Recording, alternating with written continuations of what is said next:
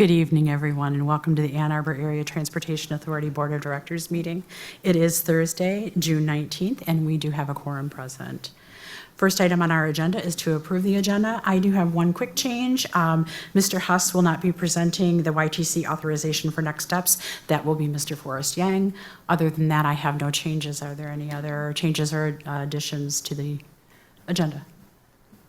Seeing none, would someone like to make a motion to approve the agenda with that change? So Jesse, seconded by? Rich. Seconded by Rich. All those in favor, please raise your hands. And that passed unanimously. Thank you, everyone. Next on the agenda is public comment. We welcome all members of the public who have come to address the board. The board will listen respectfully to your concerns without comment. Matters of operational concern will be referred to our CEO for follow-up consideration. All persons wishing to make a public comment, please state your name for the record, and each speaker will receive a maximum of 3 minutes. Thank you. Please step to the podium, yes. Good evening. My name is Sam Rosewig. I'm an Ann Arbor resident, and currently I am the Assistant Dean for Washtenaw Technical Middle College. It's an 850-student public high school on the campus of Washtenaw Community College. So I want to thank all of you for being a part of this board, and I came just to express gratitude and share out how some of the work that the Ann Arbor Area Transportation Authority is doing benefits students at my school and in our community. We're served by 2 bus routes at the Washtenaw campus, but for our high school students, many of them some of them aren't old enough to drive or are part of families where transportation is an issue, and our school doesn't have its own bus system. We rely on kind of the regional and local transport options. About 2 years ago, we reached out, and it was really easy, and everyone at the office was very cooperative in helping us to find a way to purchase in bulk monthly bus passes and also individual ride tokens. That process was really smooth, and we've been able to continue it and grow it. We offer a bus pass to any student at our school who needs one, regardless of demonstrated need, just to make it really a low barrier for access. This year, we've purchased a little over $20,000 in monthly bus passes. We've bought 900 and issued to students 900 bus passes and about 300 individual ride tokens. I also thought it was really important to share that the changes as a result of, I think, the millage that passed a few years ago for later service on those routes really helped not only our students, but I suspect other adult students and different parts of the campus population to take evening classes and still be able to take the ride home. So I just really wanted to thank everyone here and express some gratitude and share some good news for what I think is a pretty nice partnership or cooperation. Thank you. Yeah, thank you. Next. Good evening. Great to see everybody. Robert Plowski from Southgate. I'm a transit activist, and I'm also a community organizer. Today, I have a couple items I've come here today regarding some events that I'd like to invite the board to. Upcoming next week, I have a ride-along that I'm doing as an independent project with State Representative Morgan Foreman and State Representative Jimmy Wilson Jr. of Ypsilanti and Morgan Foreman of Ann Arbor. Tentatively, we have confirmations from Jason Morgan, and I'm also reaching out to some staff here at the agency if they would be interested in attending, representing the agency to really clarify any questions that some representatives may have on how public transportation operates. But we also have some other leaders that will be joining us as well. We have Kelly of Wyandotte City Council and John Waterman of Peak. He'll be bringing some students with us to ride some of the buses. We'll be doing it 2 p.m. to 4:30 on June 23rd, which will be Monday next week. We're going to ride the 104 from Ypsilanti Transit Center as our starting point to Ann Arbor, and we're going to transfer right back, and we're going to catch the 4 local at the BTC all the way back to the Ypsilanti Transit Center. There'll be a debrief at the first part of our ride-along, at the middle part when we have our break and Q&A at the Blake Transit Center, and then our final Q&A right at the Ypsilanti Transit Center.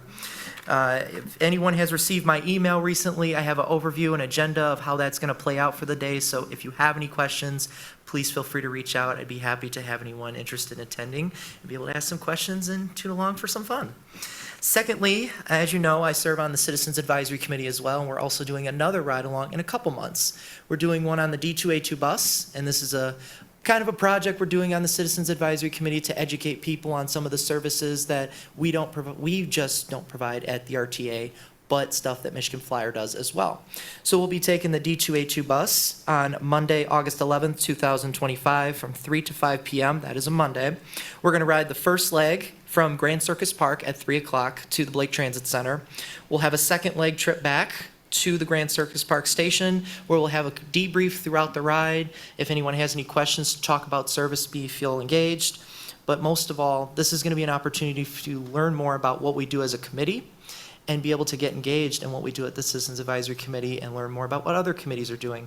We're partnering with the DDOT Local Advisory Council. We're partnering with the Ann Arbor Area Transportation Authority's Local Advisory Council. And we're also partnering with the Smart Advisory Council to do this. So if you are interested in attending, learning more about what we do as a committee, feel interested, have some fun as well, we would love to have you on board. I am happy to leave my contact details if you do not have my email address or phone number to get in contact so we can get your RSVP. Thank you so much. Thank you.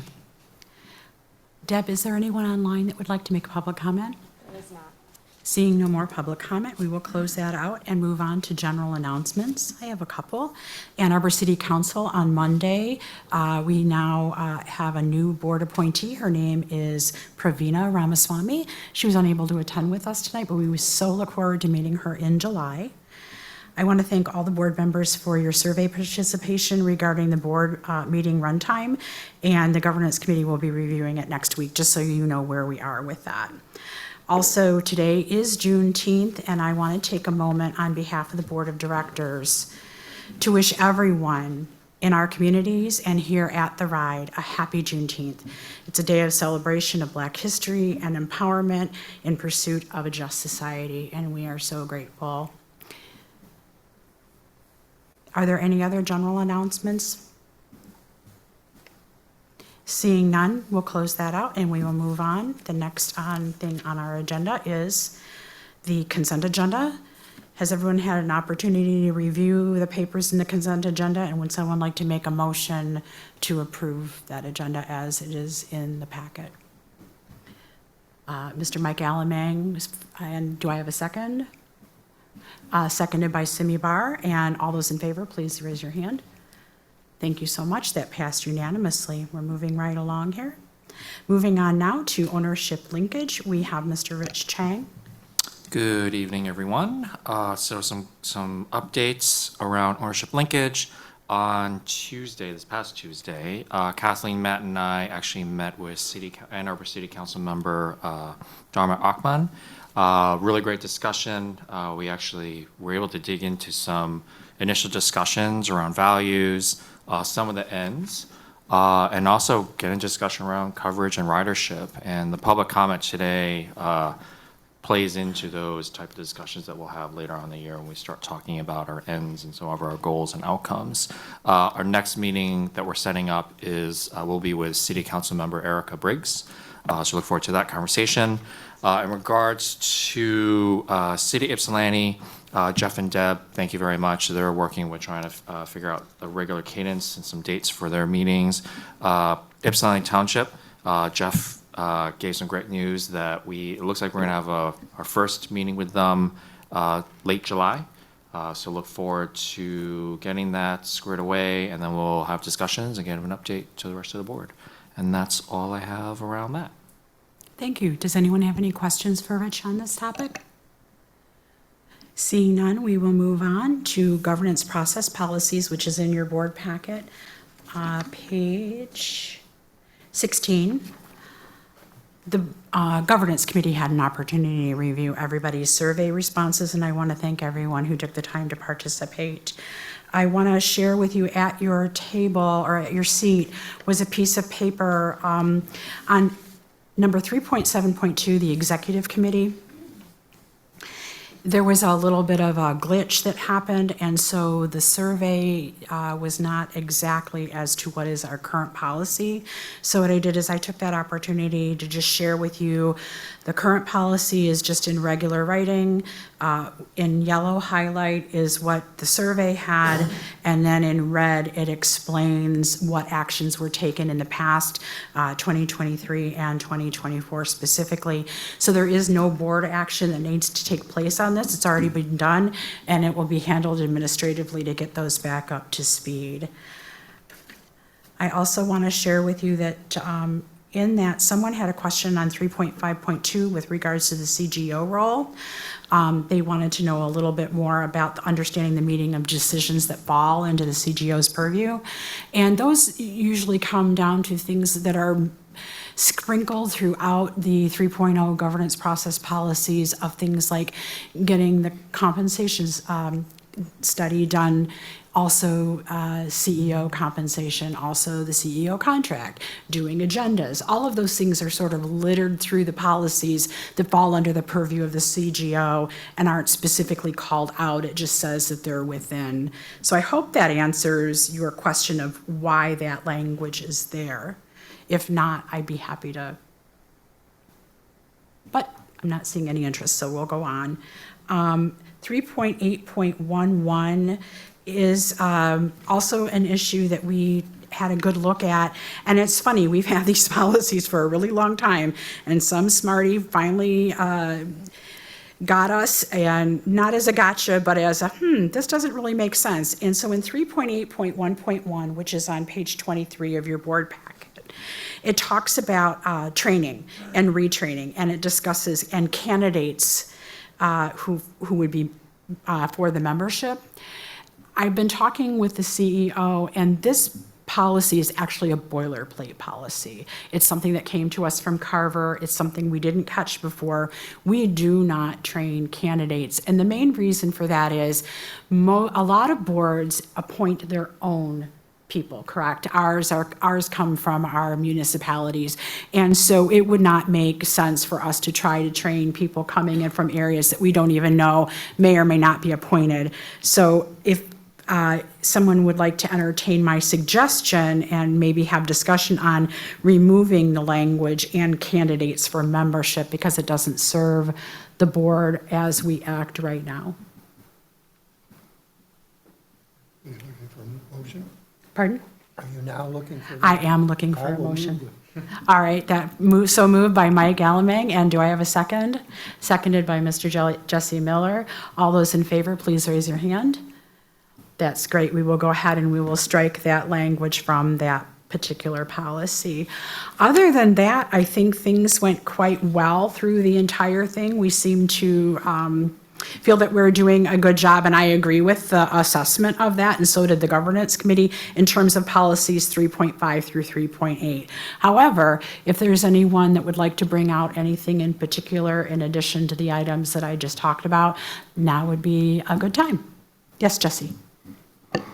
Policy 3.7.2, we also, there was one never on there, that's on page 21 of the packet. And I think that kind of calls out that there's in the past been some confusion between the executive committee and the governance committee. So in terms of, and one, those are two different things. The executive committee does not meet. It exists as the three officers, the chair, the treasurer, and the secretary, but it only meets when needed, and there has not been a need for that meeting to meet, for that group to meet. So I was just wanted to kind of call out that there, and this topic has come up in the past, and it won't surprise me if it continues to come up in the future. Thank you, Jesse.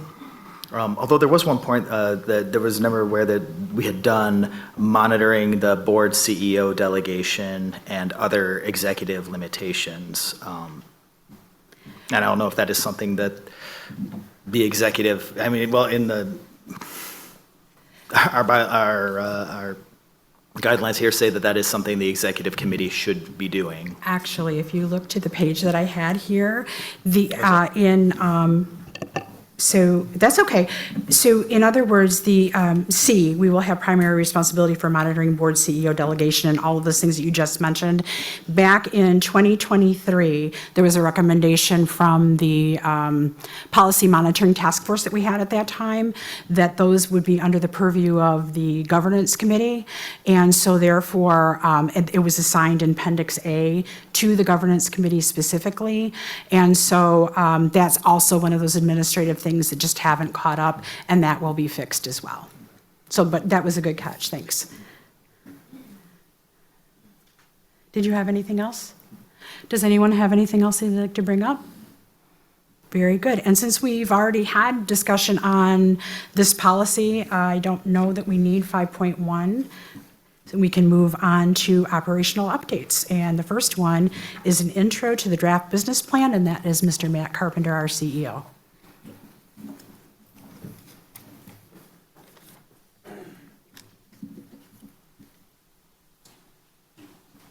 Move so quickly. He's like, are we there? I have been given a task and I take it seriously. You can use the arrows, or you can use it. As we catch up to you, good evening. Matt Carpenter, and the CEO here at TheRide. Here to provide some information about our draft fiscal year 2026 business plan. As I've recently been reminding folks, we use a hybrid budgeting process here at TheRide. It's sort of a blend of traditional budgeting in the municipal sector and what policy governance tends to suggest we should do. This brings us to a process that we use called the annual business plan. And this document that is, I think, distributed in your packet and part of the agenda this evening is really, in some respects, a rolling annual strategic planning process. Every year, staff look at the board's directions, we look at our strategic environments, and we begin laying out the biggest parts of the forthcoming budget, the things that are really going to drive the annual budget, and we bring them together in a qualitative way without numbers, and it makes it a little easier to digest and understand and discuss. So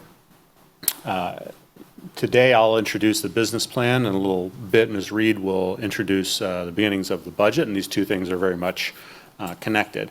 But my purpose here today is to really introduce this draft business plan, begin seeking feedback. If you have any comments or questions or discussion tonight, that'd be great. I'm going to try to pull it out of you if I can. But if you're just looking at this for the first time, don't worry. We've got another month or so, and this will be a good introduction. I'll walk you through the document, hit the highlights, make it really exciting, and then turn you loose to look at the document on your own time. So a draft overview, hit the highlights, and then into discussion. So the purpose of the business plan, it fills a lot of roles. It's a strategy and alignment tool to make sure all the team is sort of rowing in the same direction towards your expectations and goals. It helps translate your policies into much more tangible, concrete actions. I'm going to use a couple of transportation metaphors during this, so just here's the first one. Strategic planning is sometimes equated to, we're in a plane at 30,000 feet. You probably heard that one. It's good for getting a big picture view, but the details are really hard to see from that high up. So your policies are kind of that 30,000 foot view. They stand in for what in a traditional strategic planning process might be our vision or our mission, the things you've asked us to accomplish. That's at 30,000 feet, kind of abstract. The business plan takes it down to 15,000 feet. We're getting much closer to the granular, tangible things that we're going to actually do to enable achieve your goals. And then later on, Ms. Reed is going to land the plane, bring it down to the actual budget for execution. So it turns the abstract into the tangible. It drives the forthcoming budget, like I said, and it really helps with transparency. Government decision-making sometimes can be a little bit of a black box, kind of hard to see how the sausage is made inside sometimes.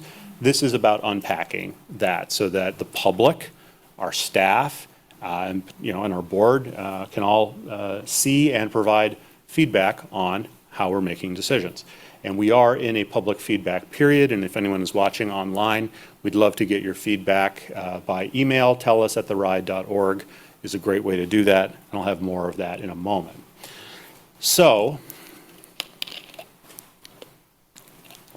what's new this year? Actually, a lot of it. We completely tore this document apart and rebuilt it from the ground up because a lot of things have changed in our strategic environment, I'm sure you've noticed. Interestingly, I would say 10 years ago, internally, we had a lot of turmoil, but our external environment was pretty benign. Today, the situation is reversed. Internally, we've probably never been stronger, financially, culturally, business process-wise, but our external environment is unpredictable, might be a word, chaotic would be another word. Every day I turn on the news and which shoe dropped now? I'm running out of shoes. So particularly concerning on the external environment is politics at the federal and state level. The federal and state governments are our biggest funding partners. They give us most of the money that we use that isn't coming from our millages here locally. So disruption to revenue from either of those two groups, hypothetically, not that it's being considered at the moment, it could cause problems for us that are significant. So that's something that really forced us to say we need to redo this entire strategic assessment.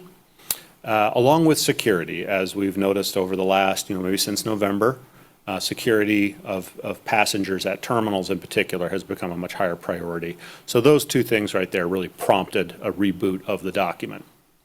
The response here, as I'll walk you through, a completely new evaluation of our strategic position, a new SWOT analysis, completely updated.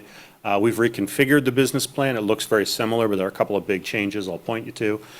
We are still advancing your ends. We still are advancing almost every project you're familiar with, and everything from the long-range plan, it's all still there, slightly reconfigured, added, you get some additional things that have come in as well.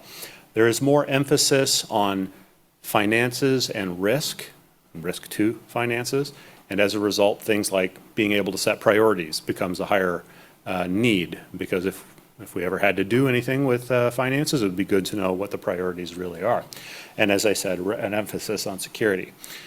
So here's my second transportation metaphor, if you're ready. This is something we're using internally to describe sort of the feeling of this business plan. If we were driving along at night in the fog, and all of a sudden up ahead of you, you see a bunch of taillights come on. Caution, risk. What do? Well, you don't accelerate into it, and you probably don't want to slam on your brakes either, but maybe pulling your foot off the accelerator and letting the car naturally continue while you suss out that situation ahead of you, that's usually what you'd do. That's what we're doing in this circumstance. We're not stopping any project that's moving forward, but we see risk ahead of us, and we want to know, is now a good time to assess options? There's an on-ramp or an off-ramp coming up. Maybe we can find a different route to our destination and avoid that blockage or obstacle in front of us. So that's kind of the mood in here. There's nothing really terrifying or calamitous to report. Everything's actually gone fairly well, but we do see the proceed with caution sign on the road.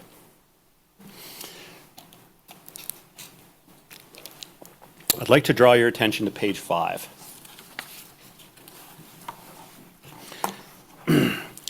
Perhaps the most important thing for you as board members that's different in this plan has to do with the treatment of the ends. And I want to take a few moments here and walk you through this, because I think this for me was very important, and you may find it interesting as well. So, as I mentioned, setting priorities becomes very important. The board does this through setting your ends policies. These are your strategic goals, the impacts, results, and outcomes. This is page 5 of the business plan. I'm not sure what page that is of the packet. I don't think the business plan was in the packet, so it would be page 5 of the business plan. As I was saying, the board sets the ends. When you do that, you talk about what the results of the agency's work should be, for whom, and at what cost. That process you start is the beginnings of prioritization. When you say what we should be doing, you are in effect saying what we're not going to do. So you're starting to narrow the scope of what the agency is to focus on. That's a big part of it. However, further prioritization is always required, especially when resources like time or money are limited or could be restricted. So we have to allocate resources. You actually have about 18 different outcomes in your ends statements, and we have to sort of figure out how we're going to resource pursuing all of them. My team needs to know what they should be working on. If they're going to move quickly, I need to articulate for them in advance what the expectations are. Transparency and accountability, as I mentioned, are crucial parts of this. And something I've really come to understand recently is it's going to happen by default, even if the leadership of the agency doesn't spell it out clearly. Over a course of a year, decisions will be made, and a priority will emerge from the decisions that are made, even if it's happening in a reactive or ad hoc way. I, for one, feel that part of my job, particularly the prudence part of it, requires me to be clear about expectations and priorities at the beginning so that my team are not wandering around a dark room trying to figure out what they should be doing. So the prioritization is required, and that's where we're going here. Policy governance, so I want to take a step back. The governance committee has been exploring the concept of reasonableness. How do you know if a CEO's interpretation is reasonable? I think they're going to bring information to you about that before long. I went back to school with policy governance and began reviewing a lot of the work there. I want to make sure I'm holding up my end of the bargain, writing these interpretations. I want to make sure I'm doing it right. And a couple things came back to me through this re-emphasis. The board, when you write your ends policy, you can prioritize the ends. This is something this board has discussed in general in the distant past many years ago, but has never taken action on. But you can, there are particular ways you can write in your ends what you believe the priorities should be. Or you can simply direct me by policy to set priorities. That's another way of achieving something of the same thing. If you don't do either of those things in your written policies, it automatically gets deferred to me to set whatever additional refinement of your priorities has to occur in order to run the business. That's my job. It would be imprudent to leave my team unclear, so I've got to make those choices if you haven't already written it out for me. So I realized, looking back on it earlier this year, that I have been doing that. I have been prioritizing your ends, probably unconsciously, certainly implicitly, but I've never actually told you or my staff, here's the board's ends and here's my prioritization of those outcomes. It's something I'm responsible for. I feel I'd be negligent if I didn't do it. It would be imprudent. But I've never done it explicitly. So this is a big change in the business plan I think is important for all of us here to be on the same page about. A lot of things in the business plan will be much easier to discuss and understand if those priorities are clear. Later on, there's a Gantt chart, tells you about when certain things are going to be happening, and some things happen later than others. And some of you may naturally ask, why is this thing happening several years from now instead of right now? Probably comes back to priorities. Well, whose priorities? The ones I'm articulating. So in this document, I have for the first time provided you with my interpretation of the prioritization of your ends in terms of how to execute them. Your ends exist and we're moving all of them forward. I want to be clear about that. But I have to set them in a certain order in order to get the team to effectively move forward on things. So that's an important thing I'll talk about a bit more. How, of course, you guys are going to be talking about your ends in detail a little bit later this year.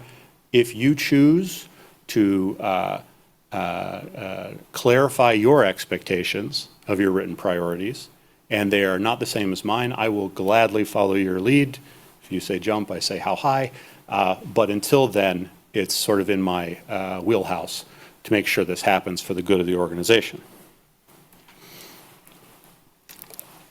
So before we go through this, I want to make a clarification about what I mean by prioritization. This is a very loose ordinal ranking.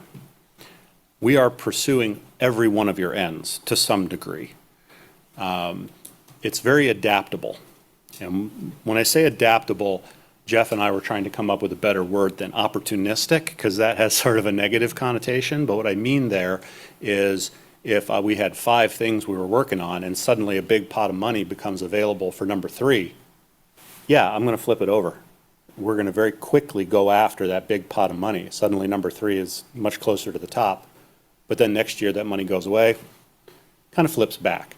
One of the benefits, the values of policy governance is the speed with which we can pursue your ends because of the delegation to the CEO and to the staff to make these decisions on professional judgment. So we are opportunistic when it comes to pursuing the ends. If an opportunity shows up to move forward something like low-no emissions vehicles and we can win a $25 million grant, absolutely, I'm going to drop a lot of time and attention on that. But the next year, I may have other things that we think, we have other opportunities, and so it pivots back and forth in that way. Rotates might be a good word of thinking about that. But we are, at any given moment, pursuing everything to varying degrees as circumstances permit. So, how have I prioritized your ends? Into three very descriptive, high, medium, and low categories. The first of high really relates to a couple of things, and one of the things that you'll see on page 5, and I look forward to your feedback on, is my rationale for why I'm putting them in this order, and I look forward to your feedback and even critiques. I'm putting institutional stability very high. TheRide is a platform, it's a service delivery platform. If the institution is damaged and is unable to deliver those services, the rest of it kind of doesn't matter. We're not going to be able to achieve much of anything else. Now, I'm not talking about gold plating anything. We just need to keep it on an even keel. Service delivery and excellence in service delivery. 90 to 95% of our budget is spent putting buses on the road every day. We are not a change organization that also does bus services. We're a service delivery organization that is actually really good at making change and planning. That's an important, I think, area to remember because most of our staff, most of the time, is engaged in that. And the transit-dependent populations we serve, those who are not able to drive, who do not have an alternative, whose access to opportunities would be curtailed without us, they frankly are very important to us. Below them, mid-range, attracting new riders and related public policy goals. So why are attracting new riders below some of those other things, even if they are kind of at the top of your end statements? That's a very good question I expect you to hit me with. If our service is not very good and we cannot retain customers, if we attract new ones, they're just going to fall out like water through a sieve. If you're thinking out of like a retail point of view. Also, attracting new riders frequently means people who have a car. I value getting them on the bus very much, but I struggle morally to put them ahead of the transit-dependent populations who depend on us. So they're very important, but some of these other things, frankly, come out a little bit higher. Below these are in the low category, and I don't mean low as a low value, just the lowest rank on this particular poll. Emissions reductions, visitors, and Metro Detroit. Why? Emissions is kind of, in my mind, a value-added thing. We're doing it as we can, as resources permit. We're doing, I think, very well at it. We have some big irons in the fire in that regard, but I can't put it higher than some of the other things on the page. Visitors is an interesting one from your ends because if they are visiting for work, then they're a commuter and they're covered under labor mobility. If they're visiting for social need, then that's kind of an equity, full participation in society thing, and they're covered under another one. When you strip those out, what's left? Visitors, probably recreation. And these are folks who, by definition, do not live in our service area. So again, they're important. I'm not saying they're not, but I would struggle to say they're more important than residents of the area, for example. And then finally, Metro Detroit, and we've been very successful in building service to them, and happily a part of that, but this is something that legally I do not think is actually in our wheelhouse. It is the responsibility of the RTA to design and operate inter-county services. But it's been something that's near and dear to the board's heart, so it stays on there, obviously. Nothing is removed from this prioritization, but I did have to sort of put them in order in terms of how we're going to attack them. So, before I go forward, I'm going to stop there and simply reiterate, the board has total control over prioritization. This is kind of a new subject that's just coming up in this year's business plan. If you choose to amend your ends to suggest or direct a different policy than what I've laid out here, absolutely, it's no question, you're the ones that I take direction from. But I hope that this can spur thinking and discussion as you go into your ends conversations. Do you want to go down this road? Do you want to continue to leave it to me to make these decisions? I look forward to your choices in that matter. So I want to move on and do the rest of it's pretty quick, I promise. Initiatives, this is where the plane comes down to 15,000 feet. This is where we're talking about the actual projects and activities that we're going to do. You can see them much more clearly. Organized, 42 initiatives organized into 3 categories. The categories roughly parallel my prioritization of your ends. This is what really drives the budget. These are the things we're going to be spending money on. Again, 95% of our budget is spent on daily service, so that's, we're talking about the 5% otherwise. And I think this is where we really start to see the ability to facilitate tangible access towards the abstract goals. Sometimes it's easier to look at a more tangible thing and critique that than it is these abstractions. Now, there are 42 initiatives. I will not go through them all. You can see them here on page 11. There's an internal table of contents that lists all of the initiatives and on what page they can be found. There's a project description there. You can read through it. But I do want to emphasize a couple of them that I think are worth bringing to your attention. Greater emphasis on operations and state of good repair of our capital assets. This goes to financial risk, but also daily service delivery. The security review, this is probably one I'm going to be expanding in the next draft of this document. We are hiring a consultant to do a top-to-bottom assessment of security at the agency. We are discussing some opportunities with the city of Ypsilanti, and there's probably more to come. Projects 7 and 8, the project numbers are at the end in brackets. Focusing on some key technology systems, particularly fare collection technology and the replacement of our real-time information systems. These are not imminent. I want to be clear. This is about the pre-planning for this. We're probably a couple years away. But I can tell you from experience, replacing just the fare boxes on a transit system of our size will be a heavy lift for the staff. That is a one-year effort just for the execution of it. And if the planning is not done correctly, it's a disaster. So these are very important projects. They take some time to get it right. We're going to start investing in that and scoping and other things. Next one, item 10, exploring efficiencies. This is a bit of a placeholder for executive team and department heads to work together to explore a variety of things. You could say value, cost savings. There's a good example later in here. The maintenance department would like to hire a third party to come in and review how bus maintenance is conducted. I don't expect to save any money from that, but I do think we could improve efficiency, productivity. The amount of money consumed just by our inventory of parts is not, you'd be surprised. So if we can get 5% more efficient in that, that can save some money. So there are many things we'll be exploring internally on that. Labor negotiations are coming up. I've mentioned to you before, that'll take a lot of effort. Federal funding reauthorization. This is every 5 years. The feds decide how much money they want to put into surface transportation. Jeff and Dina are watching this one very carefully. Long-range plan review and millage preparation. Don't want to alarm anyone. The next millage will not be till 2027 at the earliest, so we have lots of time. But given the macroeconomic uncertainty, tariffs, inflation, stagflation, war, there's a lot going on.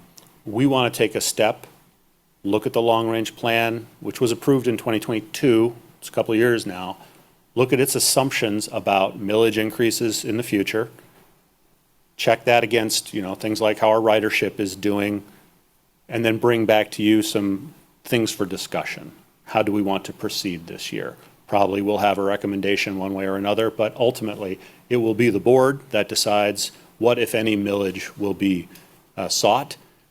Could either be a renew and restore or a minor expansion. That was what was in the long-range plan.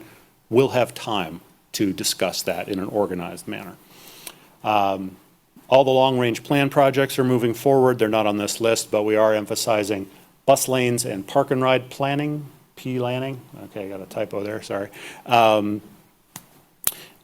These are things that are recently kicking into a higher gear. We're working with some partners in the community to actually move these things forward. They've been kind of in the starting pen for a while. Regional input, we've been approached by Wayne County and some folks in the broader Washtenaw County community about providing input about needs for transit in those areas. So this is outside of our jurisdiction, not our projects nor our responsibility, but we're being good neighbors and we will be providing input and feedback about opportunities to these groups. I do want to emphasize that in Wayne County, in Washtenaw County, we have a couple of nonprofits who are building a bit of a coalition to do a needs assessment. It's their project, it is not our project, and they've just asked us for some guidance from a transit planning point of view. So we're happy to provide that, again, as good neighbors. And then finally, for environmental programs, the same programs we've had before, the same hit list, if you will, of dealing with it one bite at a time. But I have struggled, honestly, to clearly articulate how we're doing that. And I feel like sometimes I've not done a good job. So I've taken another step at sort of relabeling those projects to be a bit more clear. Other than that, they are the same and not really changed. My staff know I love a good Gantt chart. Here's your 42 projects on page 27. You see the multi-year strategic planning that you require in, I think, policy 2.4 beginning to hit here. You can see the work plan coming together over multiple years. If this business plan has a weakness, you can begin to see it in this chart. There's a lot of front-loaded projects.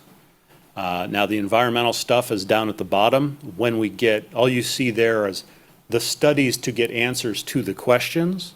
Once those questions are answered, I expect long tails on those projects for execution. So once we've decided, for example, what kind of bus we're buying, that's going to take at least 12 years to execute. So you will see a line grow out of the back of those. But other than that, you see a lot of things happening in 2026. That's what's driving the budget. The executive team has talked about it. We've tried to push out anything we can. We are concerned about bandwidth. If we get thrown a wild card from the feds or something, we may have to, you don't want to over budget your time. But we believe we can do it. We've got a great team and we don't think we've overtaxed any particular part of the organization, so it's pretty evenly spread. Nevertheless, I do think that is something I'm keeping a close eye on. So wrapping it up and getting to your questions, thank you for your patience. So again, business plan is an alignment tool. Feedback is not just welcome, it is being sought. Our external environment is shifting under our feet. It is trickier, it is unpredictable. A lot of people are slowing down because of that, and we're no different. There's more emphasis on risk and financials and just passenger security. That is a response to that trickier environment. We are still advancing all the goals and major projects that we've been discussing. We are further prioritizing the ends, and I think that's a really important thing for us all to be on the same page about. And again, lots of initiatives. The timeline is in there for your consideration. Finally, just last thing, message to the public, help guide the ride. We really appreciate public and staff feedback as well. I think we're making a social media push to seek feedback on this. We're going to be shopping it around with staff. Department managers have already been given homework to rip it apart and tell us what else needs to be done. There's a number of ways people can do it. TellUsTheRide.org, emailing the CEO's office at 2700 South Industrial, Ann Arbor, Michigan 48105. We'll get it that way as well. I am putting a very soft deadline for your event, your total feedback. I'm certainly happy to discuss it tonight, but if you can get me any written feedback in any form you want by the 14th of July, that gives me about a week to process it all and get out another version of this document for the July board meeting. I do hope to come to a conclusion in July because, as you're going to hear in a few moments, Dina's warming up in the bullpen. She's getting ready to throw some heaters. So I got to be out of the way before she lets loose. So with that, Madam Chair, I'm happy to answer whatever questions this initial briefing might bring forward. Anything else I can do? Thank you, Mr. Carpenter. Does anyone have any questions for Mr. Carpenter? Jesse? So going to your caution metaphor, you know, like maybe you apply gentle pressure to the brakes, but you kind of implication of like slowing down that caution. Can you say how and identify any specifics of how like timelines on certain projects or initiatives may have changed or been reprioritized? Sure. And I mixed my metaphors with that. Dina and I did say, are we pumping the brakes? And we're like, no. We don't want to even tap them. It's more just take your foot, ease off the accelerator.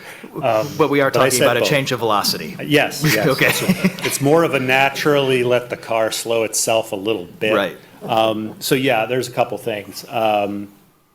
I think the biggest one, frankly, is the looking at the millage. We've been proceeding since 2022 on the course that the board approved, which was first that 2022 millage, which was part of the long-range plan. That was the big step up, going from 0.7 to 2.38. We had planned, what was in there, what was recommended, and what was approved was in 2027, 28 to go up another, like, it wasn't like even half a mil, was it? No, so it was a smaller step up, but it was an increase for some of the services there in that purple section about expanding priority routes and things like that. Taking a look at that, that's new this year. That's a direct reflection on the economic anxiety we see in the broader community. Ms. Pauley is not here tonight, but I'm sure you all will recall she's mentioned millage concern previously. We've heard it in a couple other places. We're not immune to, you know, I mean, a lot's changed since January. We've gone from a very different economic environment into one where people are more concerned about the future. Is this still the right thing to do? We don't know, but it is the board-approved plan, so we want to create a structure to look at that. So I'd say that's probably the biggest thing. We are looking at how that could affect some of those long-range plan projects, and I think it's the express routes, the priority routes. They could be delayed because of that. I think the environmental work has, I've had a couple struggles with that. Okay, so the Low-No grant, still not fully obligated. We feel like we're extremely close. I know I've said that before, and later on, perhaps I could tell you more. But it's already 6 months behind schedule at this point, simply because the FTA has not released the money. So we just got to roll with that. Our work on the facility planning, which was the next thing, has been delayed due to staff illness, but it is initiated now, but that one was a bit delayed. And you'll see it, and this is at the bottom here, and you may see this better on page 27 in your packet. The environmental ones are at the bottom of the page. We should probably color them green just to make them stand out a little better. Anyway, they are phased in over a period of time. I think we may have nudged a couple of them back a year just because of the cumulative effect of these earlier delays, but they're all still there. So I think that's the list of timelines that have actually changed or likely to change. In addition to that, spending time looking at efficiencies, which is a very loose term, I admit, is another indication of sort of slowing down. It's a question of financial risk. How much do we want to carry in liquidity in case bad times show up? Now, we're very fortunate in this agency. That's not an immediate problem at all. Our reserves are great. Nevertheless, we could always be better. There are opportunities to tighten every belt. So I think that I think that's probably the biggest answers to those questions. Okay, thank you. Any other questions or comments for Matt? Mike? Matt, I really like the current version of the business plan. I like it a lot. I've seen it over the years. It's really grown, and it's a wonderful document now. I really think it is. I like the changes you've made in the most recent one, Particularly, of course, no surprise, I really like seeing the prioritization of the ends. I'd like more emphasis on risk and financials, which isn't a surprise, of course. I like the overall organization of it. It's really a roadmap. If anybody wants to understand the ride, this is it. And that in itself is important. Well,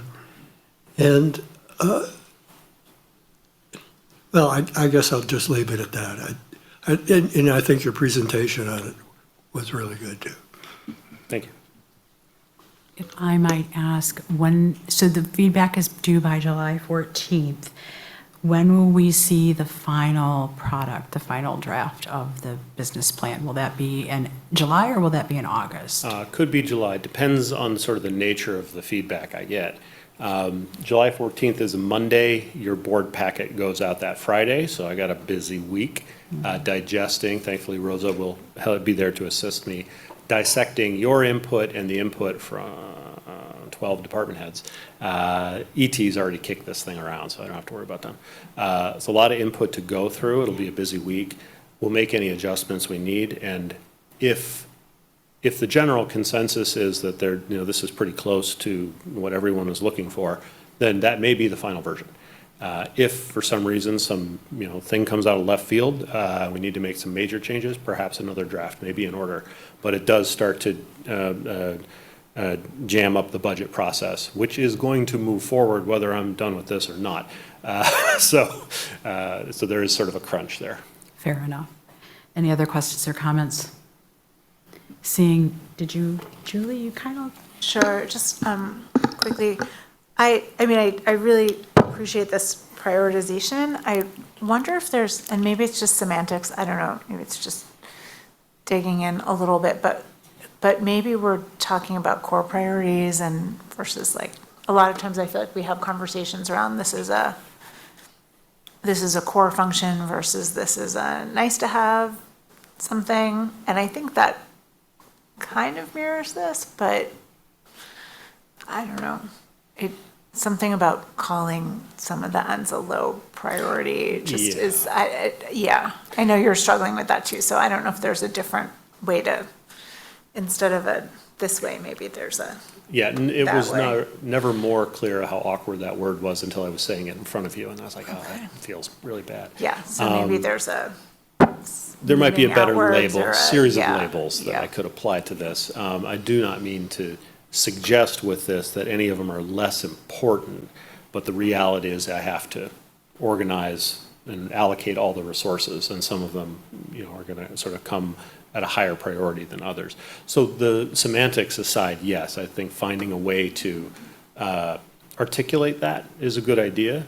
And again, if the board wants to address this when you tackle your ends, I love knowing what my bosses expect of me in advance. So I certainly won't be shy about taking your direction in that regard. Great. Okay, thank you. Any other questions or comments? Thank you again, Matt, for everything. We appreciate it. Thank you. Next on our agenda is the fiscal year 26 budget presentation by Ms. Dina Reed.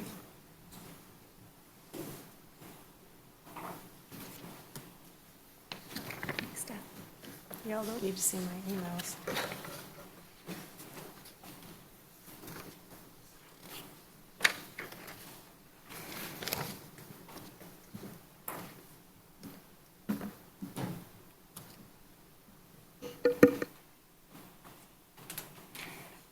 Okay. Arrows. Thanks. Is this on? Yes. Okay. Hi, everyone. So this is the first of several fun budget presentations we're going to have, and my challenge is to make this presentation maybe as exciting as Matt's was. So we'll see how it goes. But I just want to start out today by thanking you for your attention. My name is Dina Reed. I'm Deputy CEO of Finance and Administration and responsible for oversight of the budget process, even though it's a team effort for sure. Just want to start out by saying that. I can figure out how to work this, we'll be good. Okay, so our agenda today is for me to just give you an introduction of our budget process and to talk a little bit about some of the assumptions that are beginning to shape the budget. I do want to mention right off the bat that we're very early in the budget process. So we start the process in May, working with managers, gathering information, looking at how we're doing this year, first of all, to see, are our projections holding for this budget and what might we look forward to. We look at what's going on in the industry. We're pretty much continuously monitoring that, but we give it a really close look at the beginning of the budget process. So we'll talk about that and how it aligns with the board's ends through the discussion today. I also want to say that the goal today for me anyways is to clearly outline how we do budgeting, what we focus on, what we think about during the budgeting process, and of course to get any feedback from you as to things you might want to see throughout the budget process. We have templates and we have things we've done in the past, and we have board ends that we align with and business plans, but we certainly want to hear from you. And we'll talk a little bit more about that later, but that's important to us in terms of making sure we're providing the kind of information you want to see throughout the budget process. So I'll start by talking a little bit about how we connect essentially with the board's ends and the corporate business plan that Matt so wonderfully displayed today. So everything we do in the budget process is coordinated with the business plan, which is coordinated and aligned with the board's ends. We do this in a variety of ways. We have templates that actually are numbered and kind of go back to the business plan. So the business plan, as you can see, is very detailed. From there, we start to look at, how can we incorporate those ideas into the budget. So we call that the execution phase. The annual budget process is the annual plan that we develop. We do develop it in a multi-year context and things, and we'll get into that a little bit more. But I do want to share that this is how we make sure that each year, as year by year we go through the process, we're furthering board's ends by aligning with the corporate business plan. So the board's ends are clearly defined, and this is just kind of a summary of them. These are things that drive every decision that goes into the business plan, and when we're doing the budgeting, we're focusing mostly in the priority that Matt described. And as he said, in the past and currently, we have a natural prioritization of things that has been happening. So I'm excited to see the way it's been presented tonight, which kind of demonstrates the way we look at things. But we are really focused on delivering the services that we've promised to the public, providing that equitable access and having highly satisfied passengers. We're focused on the impacts to the environment. We look at that when we're doing procurements. We're even working on a project that's in the business plan related to how we can look at criteria and things to just ensure that we're looking at ways to be environmentally friendly through our procurement process. We're concerned about economic prosperity. We want to do things to help support the region. We are concerned about residents and their quality of life and how we can meet the needs of the community. And of course, we're very fiscally responsible with efficient stewardship. We focus on value for money. We really look at, are we doing the best with what we have as part of our analysis in the initial part of the budget process. The budget is also aligned with the business plan, as I've mentioned.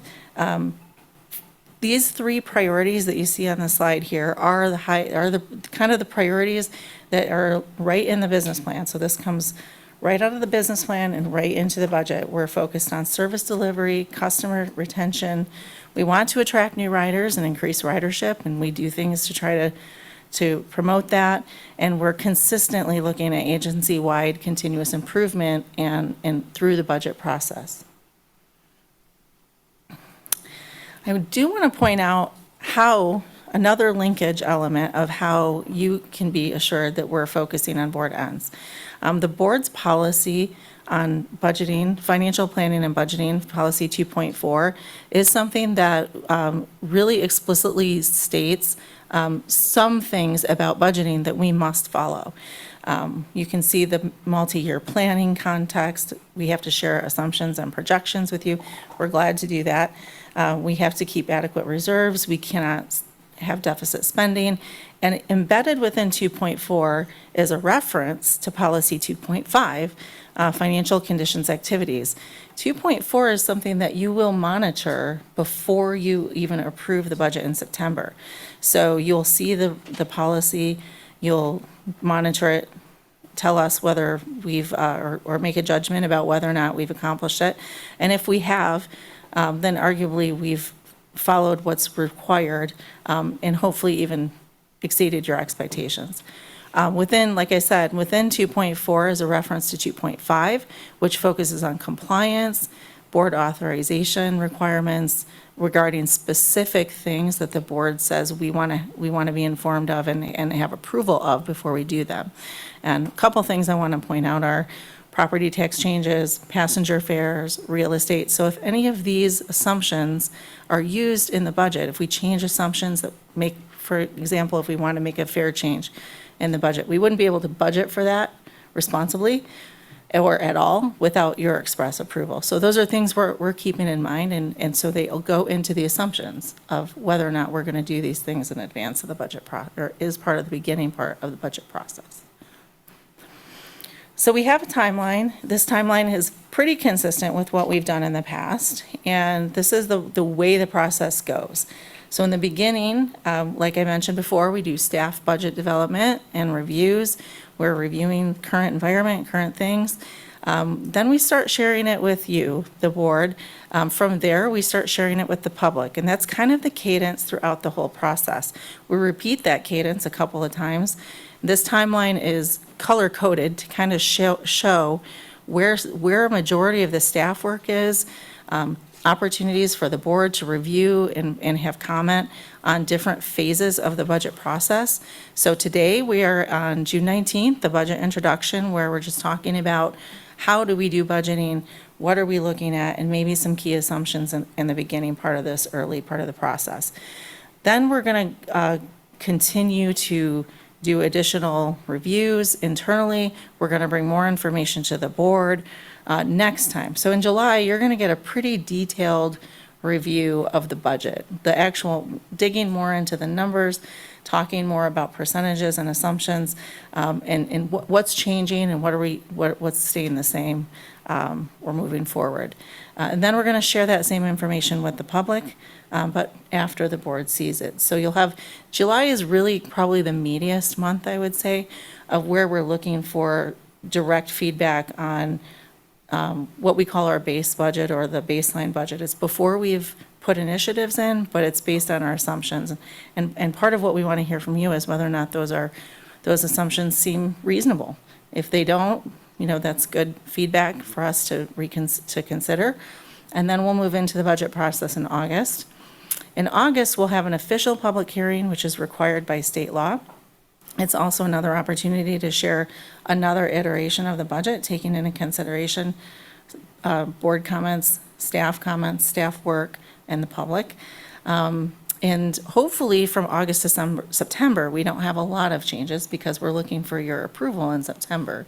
So we usually try not to put anything in front of you that's new or greatly different from what you have seen in July and August.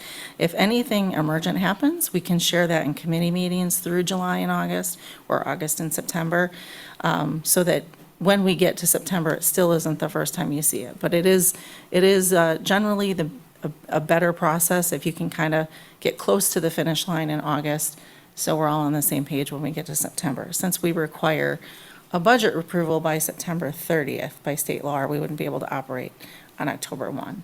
So just a reminder, our budget year, our fiscal year is October 1 through September 30th, and we need to have an approved budget by the end of September in order to keep moving in the fiscal year.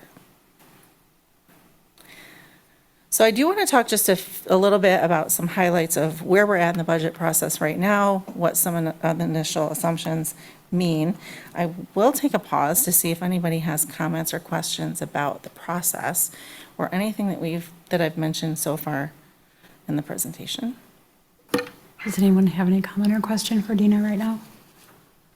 Seeing none. Thank you. Okay, I'll keep going. Alright. All right, so the highlights of the budget at a very, very high level, not quite landing the plane yet, but getting closer to the ground. All of the assumptions going into the budget are indicative of what we call full service levels. So same levels of service that we've had since the last millage, or since we implemented the new services from the last millage last year. So same service levels, same hours of service. Those are the assumptions that we're going from right now. We are planning for a full year of those millage services. We do expect there's a potential to have lower state operating assistance than what we've seen historically. I'll talk more about that a little bit later, a couple more slides in, because I want to talk about that specifically as a risk, something that we're really, really focused on. But it is something that we're able to manage, and we still expect fully to be able to present to you a balanced budget before the end of the budget process. So I want to start by just highlighting, mentioning to you that, first of all, we are still very preliminarily in the budget process, but right now, our first pass is our baseline budget. We call it baseline because it's basically, the way we look at it is, it's not new initiatives for next year.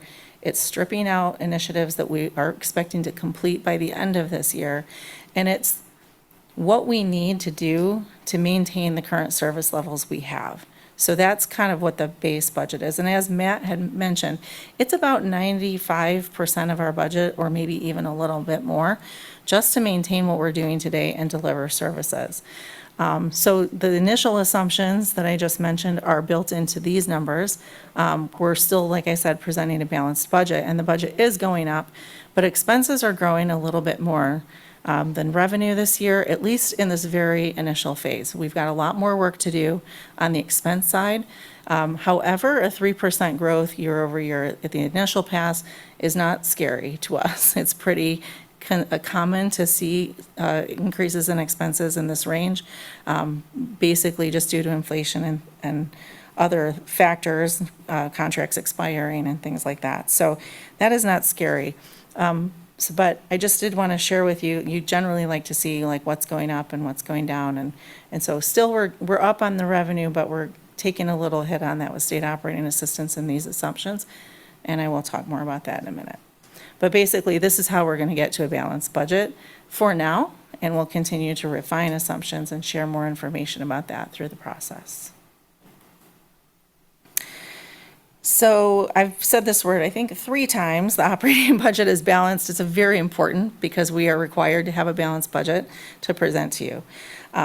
With this slide, I just wanted to share a little more detailed information about some assumptions. But what does it mean to have a budget that's balanced? What it means is that we're not going to spend more than what we have. So whatever happens in the assumptions and things that we're asked to do, we're not going to spend more than what we have. We are also looking for ways to improve service delivery within the budget that we have. So every budget that we do, we look at key assumptions, we look at opportunities for improvement, and we're looking for ways to improve service delivery. How do we do that? We do that with efficiencies. So we are trying to do more with what we have all the time. We're looking at our processes, we're looking at our procedures, we're trying to find ways to make sure that we just get a little more efficient all the time. It's not going to happen all overnight, but there are systems that we can implement, there are investments we can make to make things more efficient, and we're continuously looking at what those opportunities are and doing our best to implement them.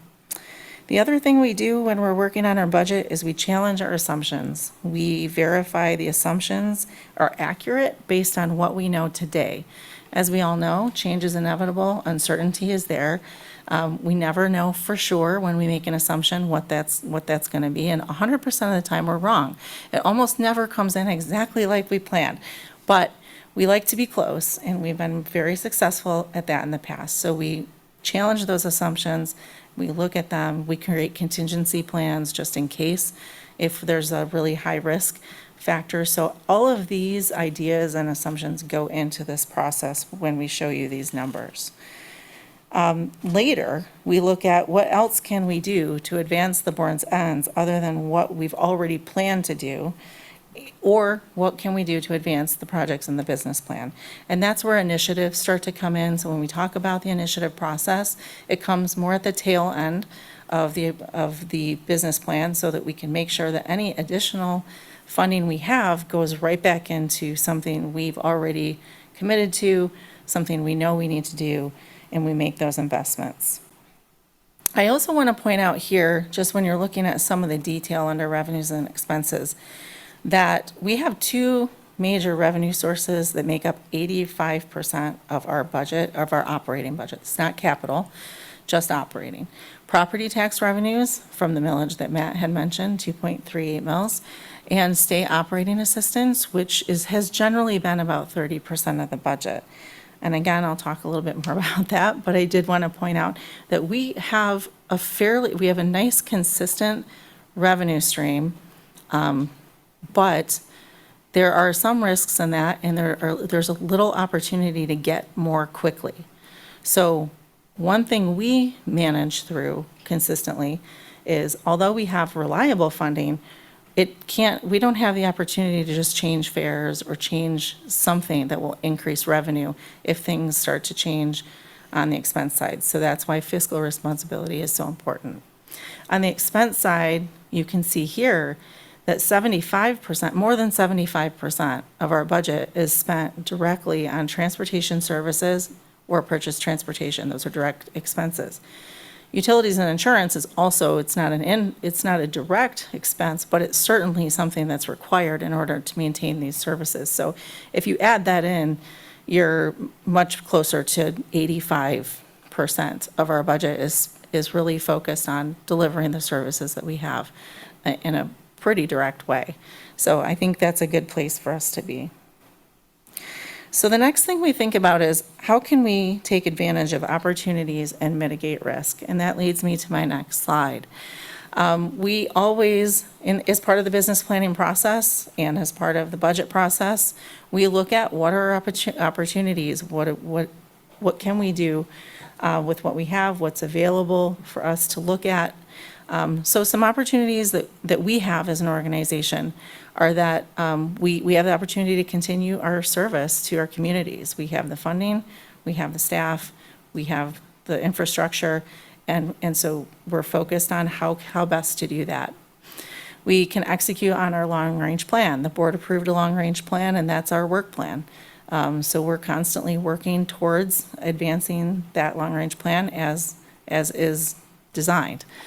We do have an approved millage through 2028. So again, that financial stability, that's super important, and we don't take that for granted. Lots of states, lots of communities don't have the kind of support that we do. And we take that seriously in terms of stewardship of the funding, in terms of looking at how we spend it. We also have no debt, and all of our reserves are funded.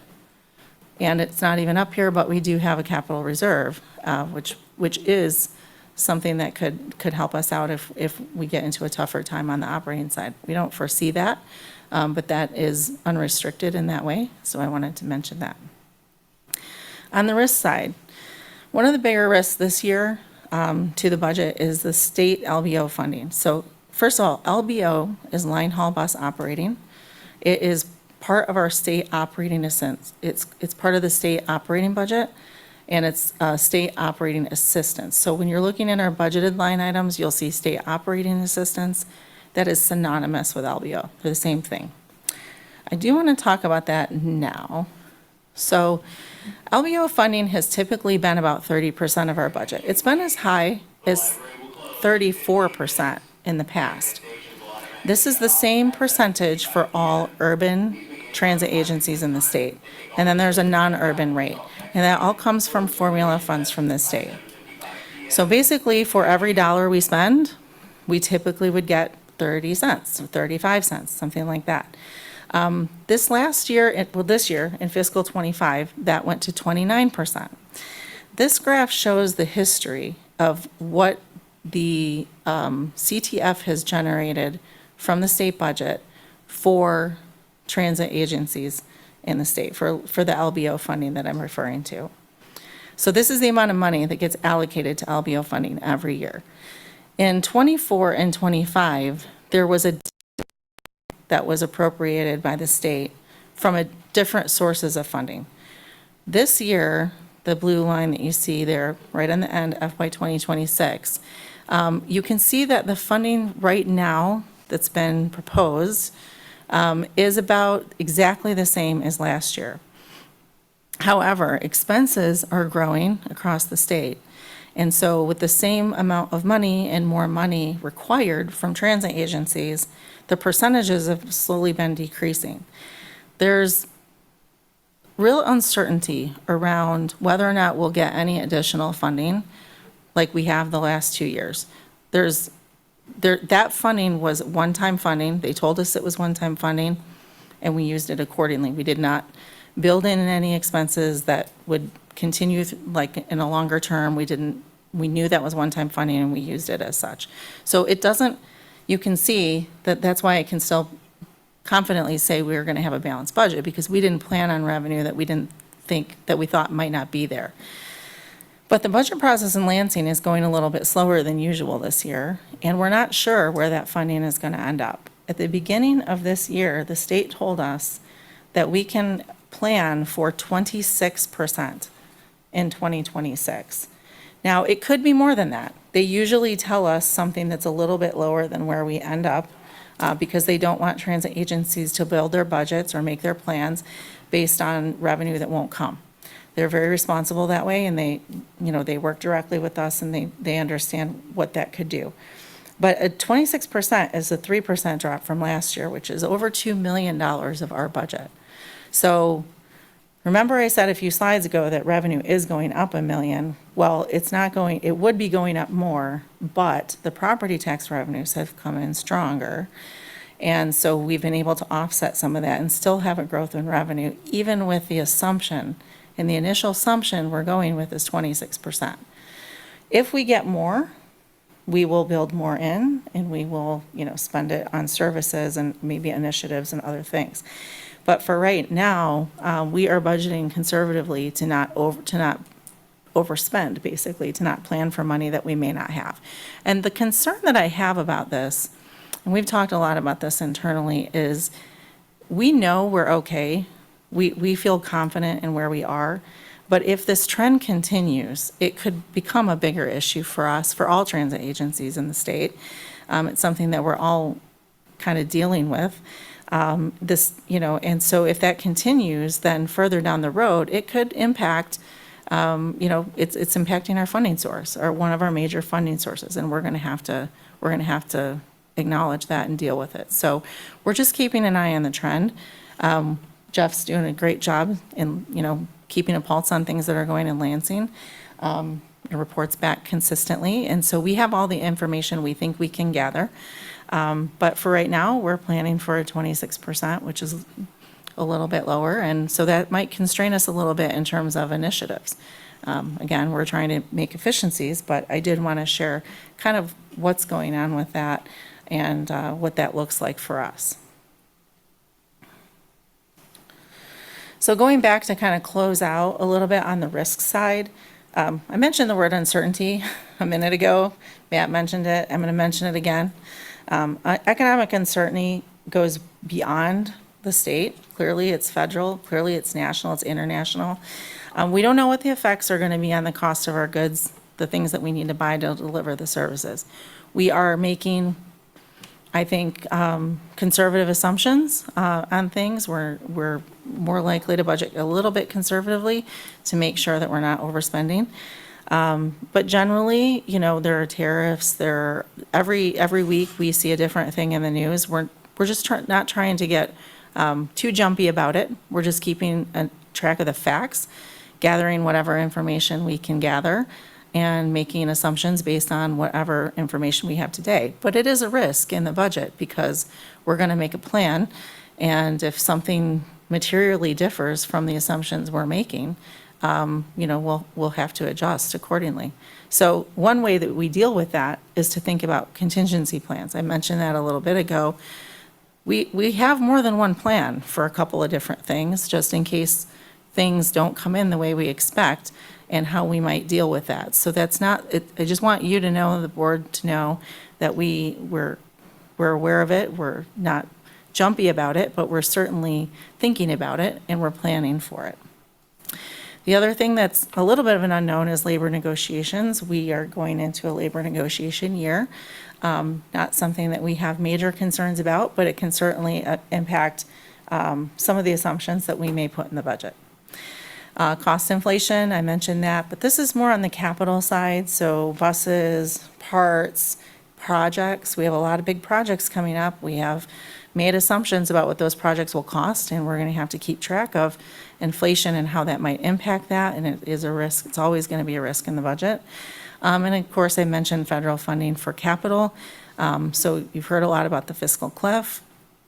Again, I think we're well positioned to handle any kind of fallout from the funding that could go into transit funding on the federal side. But it is just something that's a risk, and I wanted to be upfront about it. And with that, I will just summarize what I've already discussed with you today, that our budget is planned to operate at full service levels all year. We are expecting lower state operating assistance until we've heard different, and we do expect to present to you a balanced budget. Even though I feel like this might have been a little downer on all the risks, we do have all of those opportunities to look at, to think about, and we're building in every opportunity we can, ways that we can advance what we do the best within what we have. And with that, I'll close out my discussion and ask for any questions or comments or thoughts on the process or the initial assumptions or anything related to budget. I think Rich is ready to go, or Mike. Mike is ready to go. You were pointing, eh? Thank you, Dina. I think you did a really good job of explaining our budget for 2026, along with the risks and opportunities. But I'd like to go back to, that would be page 9 of your, page 9 of your presentation. There we are. Whoop, Sorry, not too fast. there it is. Yep. So, and we talked a lot about how we're going to have a balanced budget for the 2026. But you also see on this chart, revenues went up 1 million, expenses went up 2 million, and okay, we can balance our budget.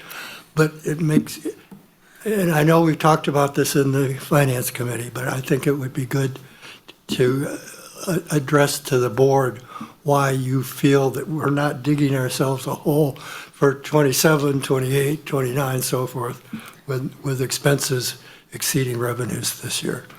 Yeah, so essentially, the change in revenue is less than the change in expense.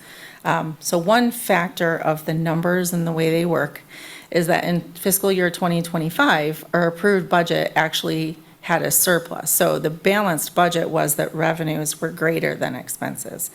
And so we're using some of that this year, essentially is how it works. So if you look at, that's why you can have the expenses go up 2 million and the revenue only go up by 1 and still balance. So we're not digging into that, as you said. What's allowing us to do that is increases in property tax revenues. They have come in stronger than what we expected. So the first year we collected millage money, and the new millage was last summer. And when we did the budget, we didn't know what those numbers exactly would be until basically after the budget was done.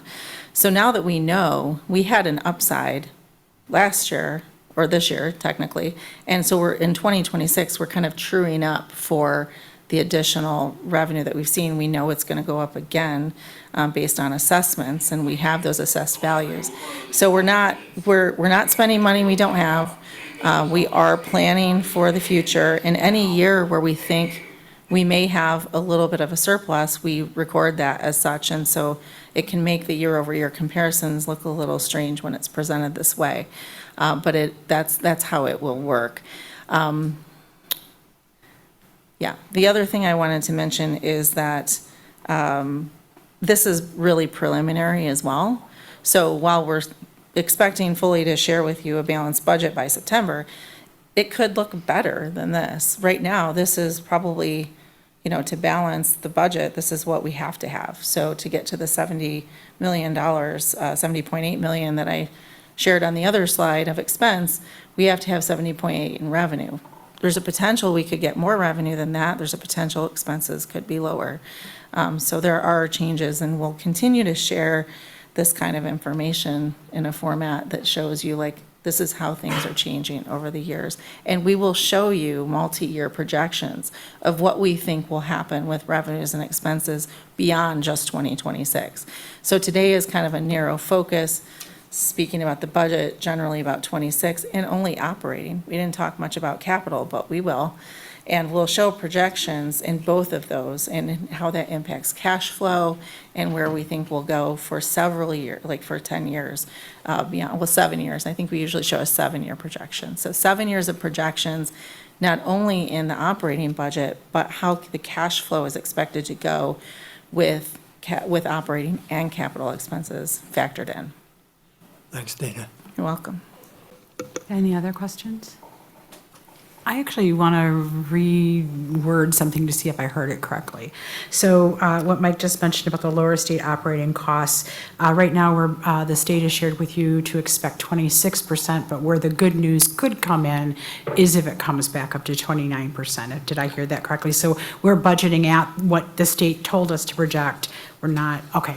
I just wanted to make sure I heard that right. Yeah, we're not anticipating more. I will say, in prior years, they've always told us the first round that it might be a little bit lower. They try to save us from ourselves, I think, in terms of, like, don't budget too much. We're not 100% sure what that number is going to look like. And in the past, in our initial projections, we've kind of thought, yeah, they're telling us 28, but we think it'll be 29, and we've usually been right.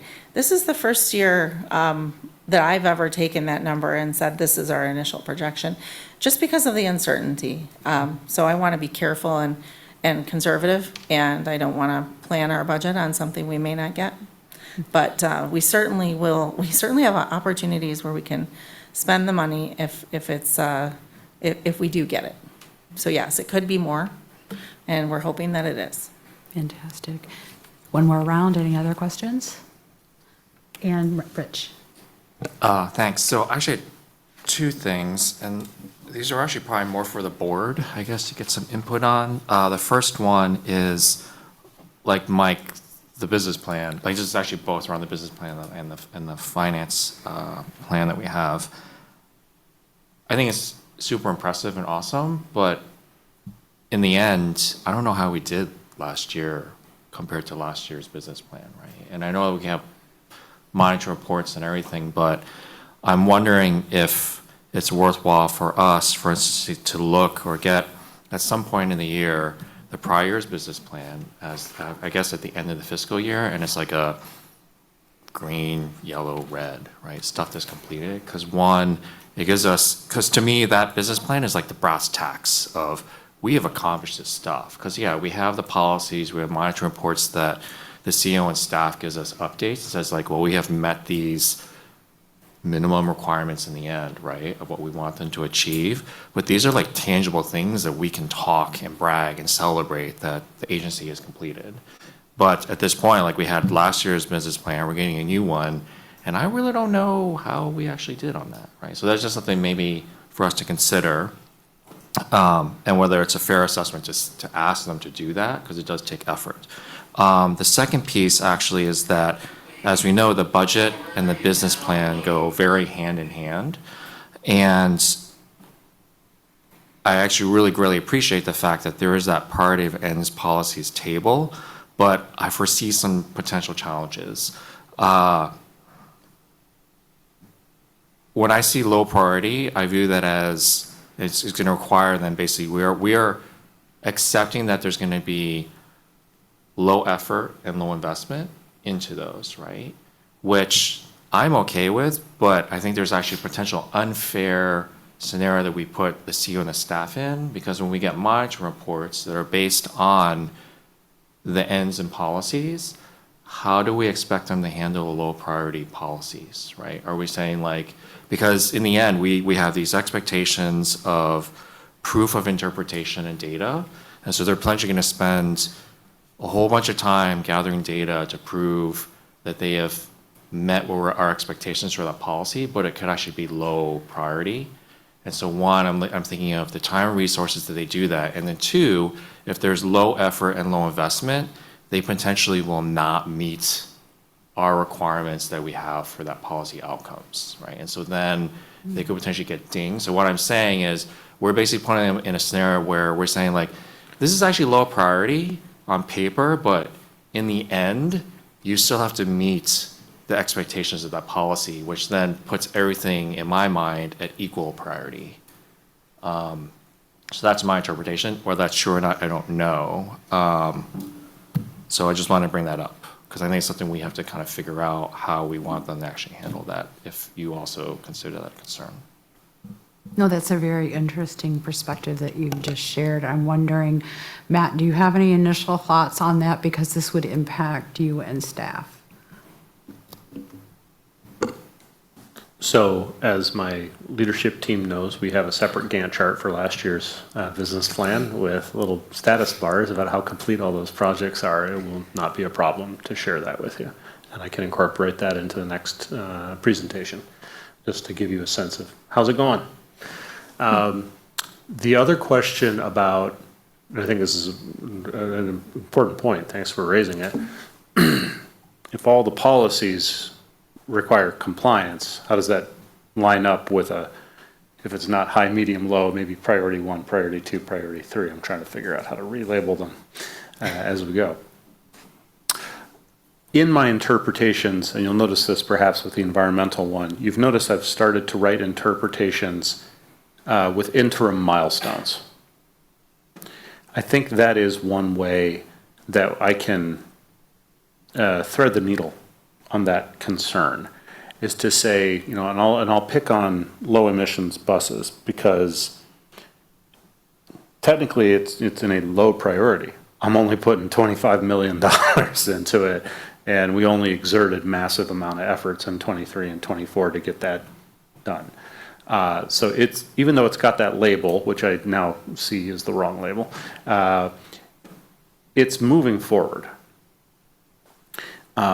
In the interim milestones, in the interpretations, I present you with, and here's how long it will take to fully execute and flip the whole fleet into zero emissions. When you accept that, you kind of accept the timeline that's behind its placement on this prioritization. It's not to say it's not important, it's just to say that it's going to take a long time to get it done. I'm not going to juice it by dumping all the money into it to get it done in a few years. And then the roof falls apart because of state of good repair sort of considerations. So I think we can thread the needle with the tools we have, but you've raised a good point that definitely have to consider more as we go forward with this, whether the prioritization is mine or yours eventually through your written policies, we would still have to grapple with that point. Go ahead. Thank you. So I have a terrible memory in general. And so I'm wondering, when we as a board do finally come back with our feedback and everything on the business plan, in particular around the priorities, the ends, a potential, I know, at least for me, I think it would be very helpful for me to set expectations when we do get those monitoring reports, that it actually indicates like this was to use the high, medium, low, because what I want to make sure is that for me, say like there is something that's low priority, and so of course you have the timeline, you have everything set out, but in my head I'm going like, man, why is that the investment that we're getting in there? For me to see like, oh, that was actually set as a low priority, that would probably remind me to not bring this up in a board meeting and debate why you took that path, right? Because I think that one uses up quite a bit of time for something that I could have just remembered, oh, that's because we as a board said it was a low priority. Interesting. Mike? I just wanted to mention, Matt's answer regarding the monitoring report, when he's making progress, but it hasn't achieved. I thought that worked out quite well. In fact, I think Sue Radwan, I think did also. I don't remember if it was at the board or it was a discussion that I had with her at the boot camp. But I thought that was a good approach to that. Any other question? Jesse? So, but I think even with, if you're setting those milestones for yourself in the monitoring reports, in advance. So like some of those targets that you had set, you've already set prior to the budget planning. Well, I guess I don't know how early you started the budget plan, but like before we started talking about it. So are we still potentially running into a situation where there were targets that were set before there was a reshuffling of priorities, and then the monitoring report would, if we're basing it on that metric, the goal that was set a year ago, are you going to have to report noncompliance because you did not achieve a metric that was set, but it was intentional because there was a reshuffling of priorities? And I mean, maybe I'm okay with that as a board member, but is that a situation that we want to avoid or just kind of anticipate and go with? That's a good question, because actually, right now, at top of mind, I would prefer that he keeps that goal, and he just explains, like, because of change in priorities, we will still want to achieve this, but it'll have to be at a future date, instead of like lowering it down, because then I think that could get very confusing, and I feel like we're then lowering the bar from our original desired outcome. I mean, this could be this could be a perennial issue if, we're setting targets in a previous year's monitoring report, and then whatever realities come up, priorities shift. I don't know.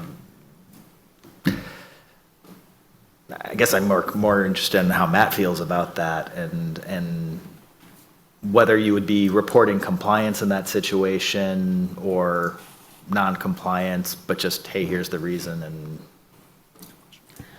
I hear what's being said by everyone, and I really appreciate this perspective. But for me, what I hear is that as the year goes by, there are mitigating circumstances that come up that could change what the target was from the year before. I don't know that there is any crystal ball or way for us to be able to prognosticate the concerns that you all are having, but I'm wondering if this might bear a greater discussion at the governance committee level, just to sort of explore it in a deeper way and then come back to the board with feedback. All right, let's go ahead and do that then, because I think that some of the points that have been raised have been really thoughtful, and I would also like to give Matt an opportunity to have, he'll have a week between now and the governance committee meeting to sort of wrap his head around it and have some more thought and feedback on it. Are there any other questions for Dina? Seeing none, Dina, you've been very patient standing there. Thanks, Our lovely everyone. Vanna White now. Thank you.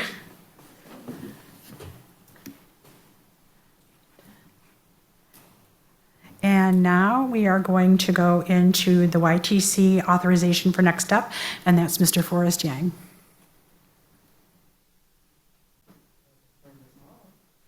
Oh.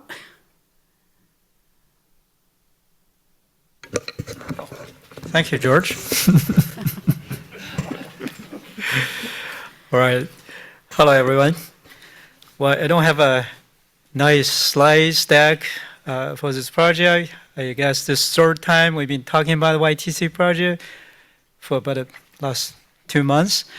But I do have an issue brief on page 33 in your board packet. So you heard the project update from our project manager, Gwen Chan Johnson, at last couple of meetings. Right now, we reached a major milestone in the project development stage.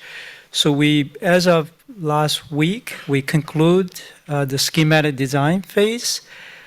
So the project team is ready to move forward. But before we do so, we would like to ask board authorization. So basically under recommended action. So we ask board authorize the CEO to advance the project to the next major steps. So basically including authorize the CEO to submit grant applications, funding request, authorize the CEO to begin detailed design, architecturing, and engineering, and then authorize the CEO to enter land acquisition discussions and then negotiate acquisition of real estate. Of course, this subject to FTA approval of our NEPA, and also, this is the only authorized land negotiation. So any final deal is going to be upon board approval.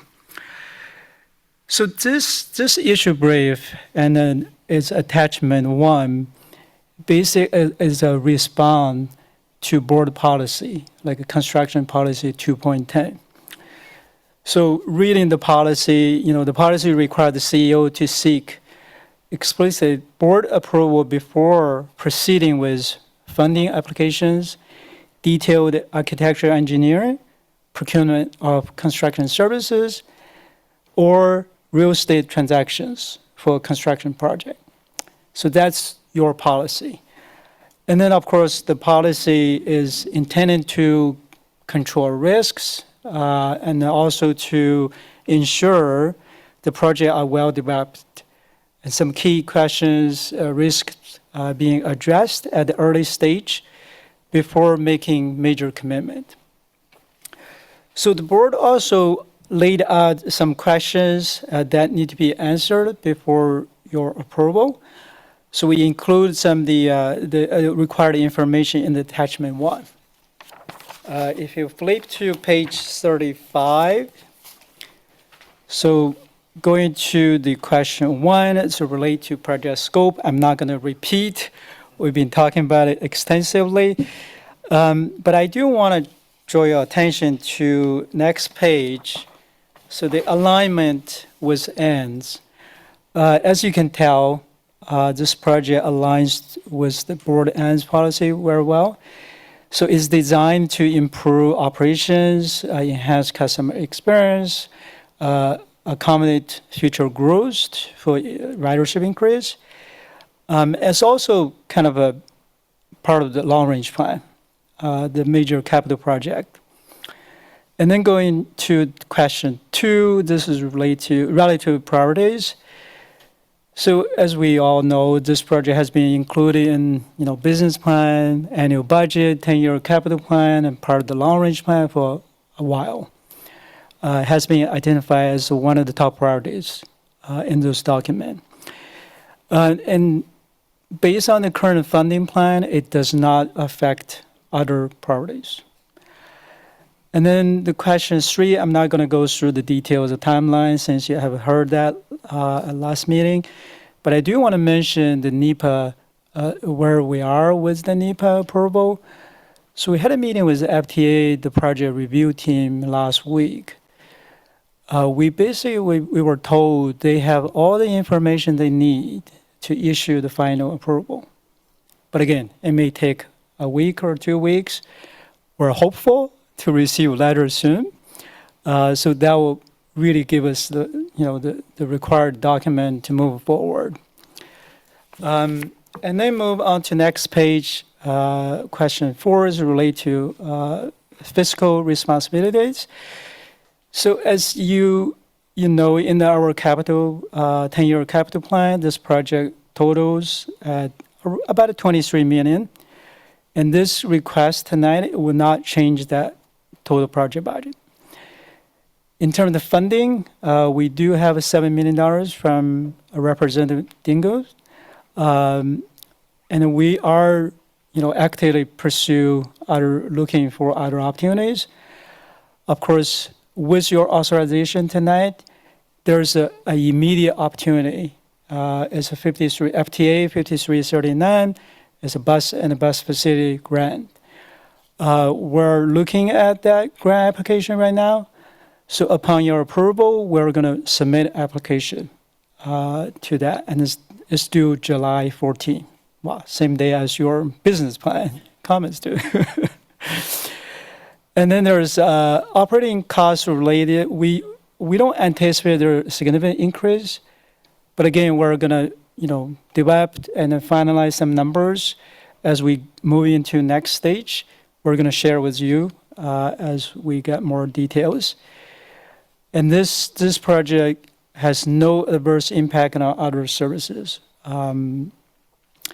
So under risks, no risk are anticipated at this moment. But again, we have a NEPA reports, identify the mitigation measures if some risks come up. We have some strategies to mitigate. But again, as you know, we've been doing a lot of communication with our stakeholders and the public. We've done some meetings. We had a presentation at the City Council, the Planning Commission, DDA, and then Historical District Commission as well. So far, we haven't heard any major concerns. Generally, we're supportive. So we're hoping with the willing and the supportive partner, we can minimize risks for this project. And then move on to the last one is public engagement. As you know, we've been doing a lot of public engagement. So far, like I said, we heard a lot of support and then positive feedback. I think that's it for tonight, for this issue brief. Any questions? Do any board members have any questions, Rich? This is just to refresh my memory. So the funding strategy, right? So we had that 7 million from Representative Dingle. So is that stuff that's already in our bank account, or is okay?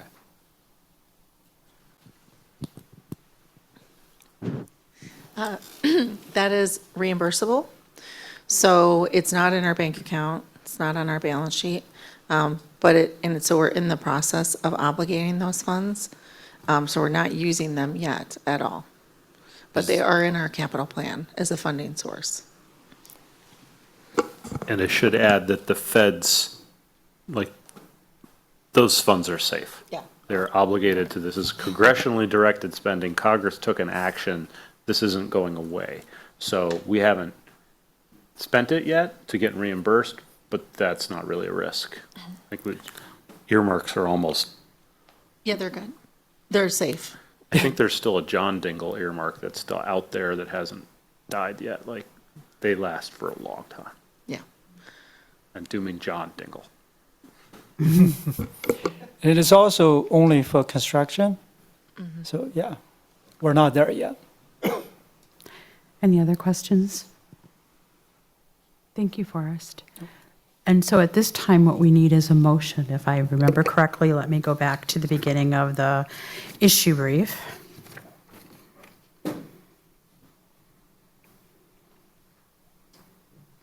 So if I'm reading it correctly, the recommendation is that we vote to authorize the CEO by motion to advance the next major steps of the project, which include A, authorizing the CEO to submit grant applications and funding requests as necessary to fund the project. B, authorize the CEO to begin detailed design, architecture, and engineering.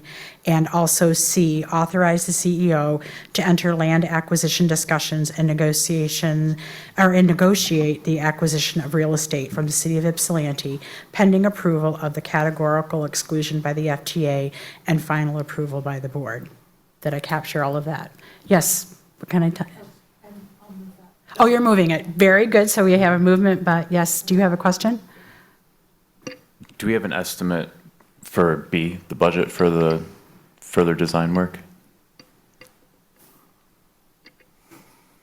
Right now it's a little bit over $2 million. Is that included in the budget? Or these? Yeah. Okay, thanks. So we have a motion on the floor currently by Julie Grand. Do we have a second? I'll second. Seconded by Jesse. And now do we have any discussion on the motion before we vote? Yes. Yes, Jesse, go ahead. So is this going to entail a transfer from the capital fund? Because I don't see that included here to cover those costs. Are you, So to cover to begin detailed design and architecture and engineering, like, I'm assuming that will incur costs we have money for that. in the operation? Or no. has that already been? It's in the capital budget. We're spending 300,000 from an earmark grant that we got on planning, and the rest of the planning design is out of formula funds. So that money is essentially in the bank, but it's not actually in our bank account. But I was just wondering, since the board has to approve spending from the from capital, I was just, is it board, I understand that we have the money, but has the board approved that expenditure? Like, has it been included in a budget item that the board has voted on? Yes. Okay. Yeah, it was included in the fiscal, well, it's been in the budget for years, but the spending specifically that we're spending this year and planning to spend in '26 was all the estimates were in the budget that was approved last year. I will remind you, though, caveat to that, you approve essentially 1 year at a time. So the money that we're spending in '25 is budgeted and we're within the budget. And for '26, you will hopefully approve it in September because you're only approving 1 year at a time. But everything that Forrest has referred to was already in the projections and in the budget we presented for fiscal year '25. Okay, thank you. Any other discussion on the motion? Then we'll bring it up to vote. All those in favor, raise your hands. And that passed unanimously. Thank you, everyone.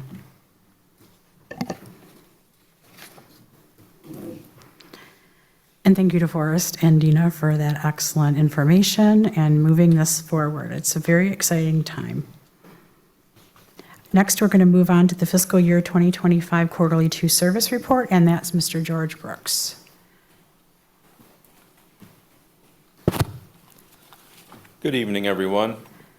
I'm here tonight to report on the Q2 2025 service report. I thought it was a very good quarter, very successful. I have a couple things I'm going to share with you that were very positive. I'll share with you a couple challenges that we faced, but we've, on the good end, that we've overcome them.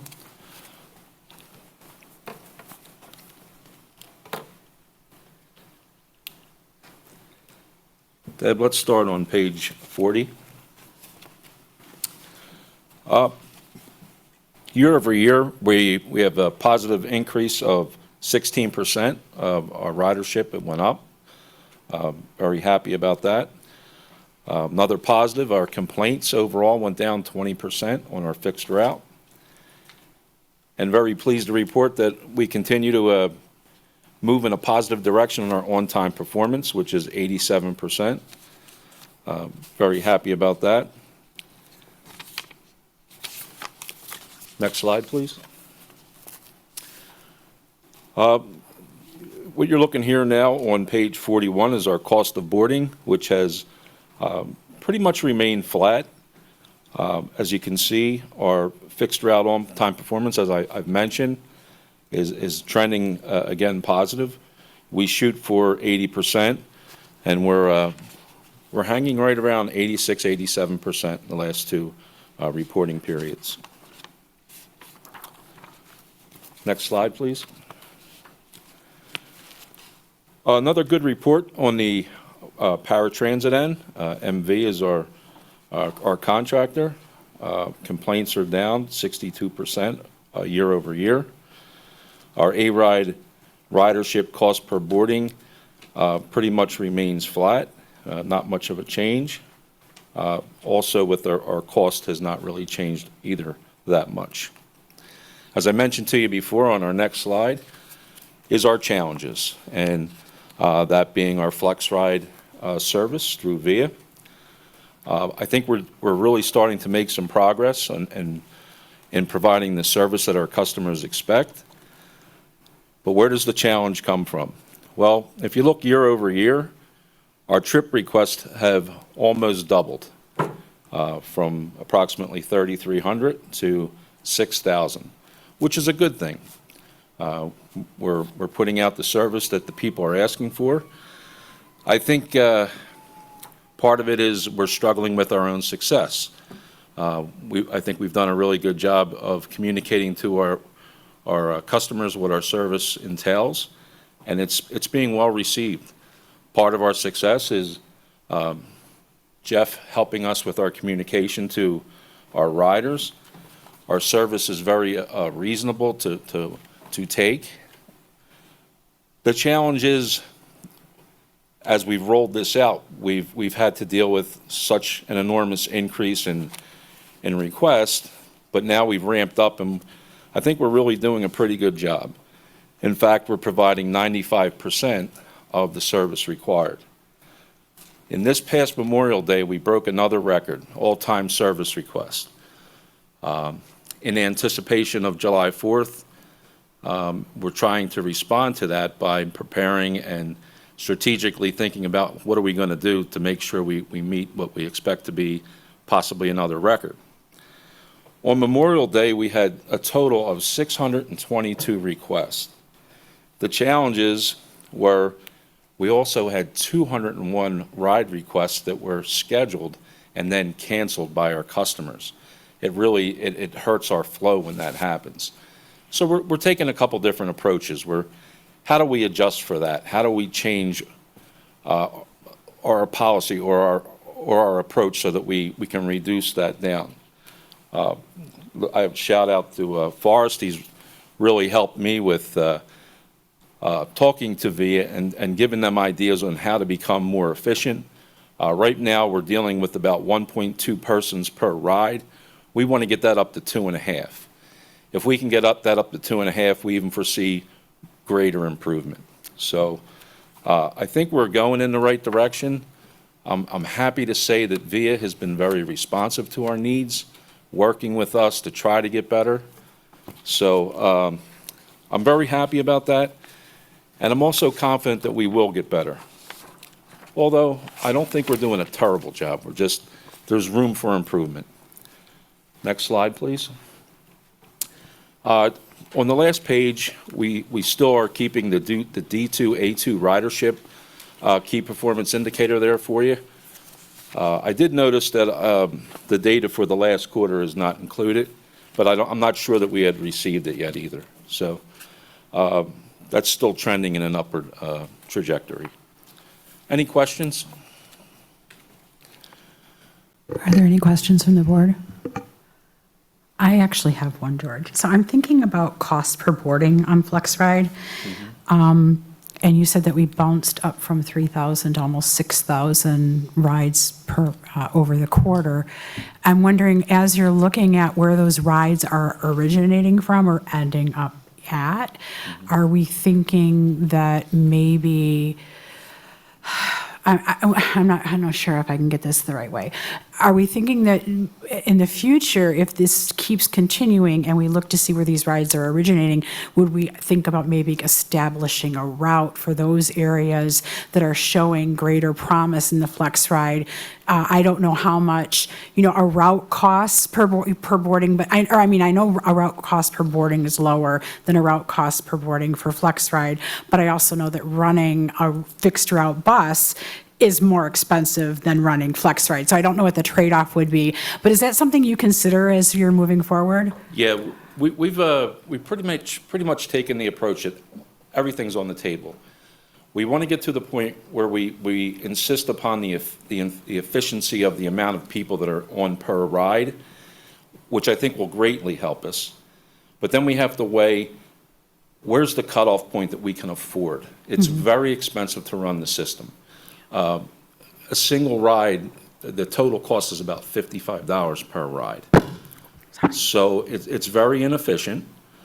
However, we think we can meet the demand if a couple different things we're thinking about. Do we change the zones? Do we make it so that we limit the length of the ride? And then Forrest has been very instrumental in the discussions.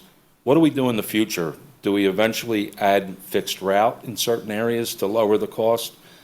We just don't know yet. Okay. But it's something that we're continuously working on. And I do have one other question. So is FlexRide like paratransit in that it's not it can have multiple riders? So in other words, person A on this street asks for a ride at 1 o'clock and person B asks for a ride at 1:15, so we meet in the middle at 1:10 or whatever, and you get both people on FlexRide? Yeah, the part of that service is just that, it's shared ride. Okay. It's not individual. I was just concerned about it being perceived as a taxi service. Right. Yeah, I think we've done such a good job as we rolled this out, that the expectation of the customer has increased. And some of our customers now are like, well, why do I have to share a ride? You know, why can't it just be an Uber experience? But that's not what it is, so, Fair enough. yeah. Thank you. Do we have any other questions from the board? Jesse? Just something I wanted to bring to the board's attention. If anyone looked through the service committee notes, we talked a little bit about the inclusion of the D2A2 ridership in the service report. Since that is not a service that we operate any longer. So we had a little bit of a discussion about whether that should be included at all, or whether, if we are interested in ridership on services that we don't operate, but just have an interest in, whether that should be expanded to include other services like TheRide. Do we want to have stats on how the Wave is being utilized? But I think that's a question that we need to answer, because the inclusion of the D2A2 in this, it isn't our service, and I think it's misleading to have it included in our service report. So I would like to, this was something that Susan brought up, but I think we should have a discussion on whether we want this to continue to be included in our service report, and if so, what other services would be interested in seeing, and making sure that it is delineated as like, this is not the Ride's service. So I wanted to make sure that was called out. No, appreciate that. I can't help but wonder, D2A2 started with us. I think that's why it's sort of the residual and why it's lingering. I would be very hesitant to place further burden on staff to ask about things that the RIDE isn't providing, and I would wonder what that information would provide to the board to help us do our work. So is that something the service committee wanted to continue, or is it something they wanted the full board to discuss? And Cindy, you can. Yes, Rich. Yeah, I definitely don't want to add more tasks to the staff. However, I do potentially see a scenario where that could be valuable, because whether it's the Wave, D2A2, or whoever, they are a partner. For me, I guess from a services standpoint, of just making sure that we are able to provide, like, say, the D2A2 or the Wave's ridership just balloons up. Are we meeting them at that transfer point where these riders on Wave or D2A2 also need to get onto our buses to get to where they need to go? That's the only reason I could see a use case of it being useful, but whether it needs to be part of the service report, I don't know. I assume the staff is already monitoring that kind of information, so I think from an operational standpoint, that's not really in our purview. And also I know that they look at that, I'm okay with it not being in the report. I'm very confident that we're meeting them where they're at. That's where most of our routes come together at the BTC. So I don't think that's a concern, to be honest with you. Oh, yeah, I wasn't just specific to that, but even just like the Wave, right? Because I know like we kind of meet up with them at that Meyer off of Zeeb, I think. And I don't know much about the Wave system in regards to their route frequencies and stuff. I assume we're meeting the demand, but that's just one thing that I was wondering about too, with other partners that we interface with. It does feel like it's moving more into the realm of board education as opposed to like operational update. It may be in the service committee, if we could talk about it, to see like what we're interested in knowing and how often. Like, is that like an annual report we want to have or something like that? Do we want to talk about that in service committee? I think Susan's brought this up twice now. Yeah, I think it makes sense to discuss more in service committee. I think we all express some levels of interest in that data, but probably might not make sense for it to necessarily be in every quarterly service report we get. And since Susan really was sort of the driving voice on it, I think we come back and have a discussion about it, bring it back to the board. Can I ask that when you are having this discussion, and it's not in our board packet tonight, it's usually the second page where it talks about what we're supposed to think about as we run through, so for whom, at what cost. If when you're having that discussion, if you could also incorporate those ideas and come back with a more like concise idea for the board to think about. And Matt, I saw your hand up earlier. Were you going to make a comment or? I'm happy to continue to work with the service committee on this one. Okay. Sounds good. Sounds good. Excellent. If there are no more questions, thank you so much, George. Thank you. Thanks, everyone. And now we are on to 7.5, the CEO report and legislative updates with Mr. Carpenter and Mr. Pfeiffer. Thank you, Madam Chair. The report's on your packet. I'm happy to answer questions. I will say on just a couple of highlights, the roof project is going very well. This is a 30-year roof, and it's moving forward well, but it is basically a all spring and early summer kind of project. But it's going well. You see some neat pictures there, and it's been fun to watch them hoist things the size of shipping containers onto the roof. So that's going well. Bus stop improvements continue at a much accelerated pace from previous years. And on page 49, I want to compliment Jeff and his team and give you a heads up for things you'll start seeing. Chihuahuas and Tierras. We have a new marketing campaign. We talk about ridership. We talk about attracting people to the services. Jeff and his team have been laboring hard to come up with a very different strategy, really in terms of advertising to sell the product. Most of our marketing traditionally has been just sort of public notices. There's a detour, here's our annual report. It's not really trying to sell a product per se. He and his team with some consulting contractor help have come up with a new campaign. You'll be seeing it more around town, and we just wanted to put perhaps the funniest example in your packet for you to see. So with that, I'd like to ask Jeff to talk a little bit more about the legislative updates, and I think this is really a continuation of Dina's presentation. She alluded to the LBO, local bus operating at the state level, 26%, or is it? Stay tuned. We'll find out. And federal things continuing to rock back and forth, and Jeff's our point man on that. So Jeff. Thanks, Matt.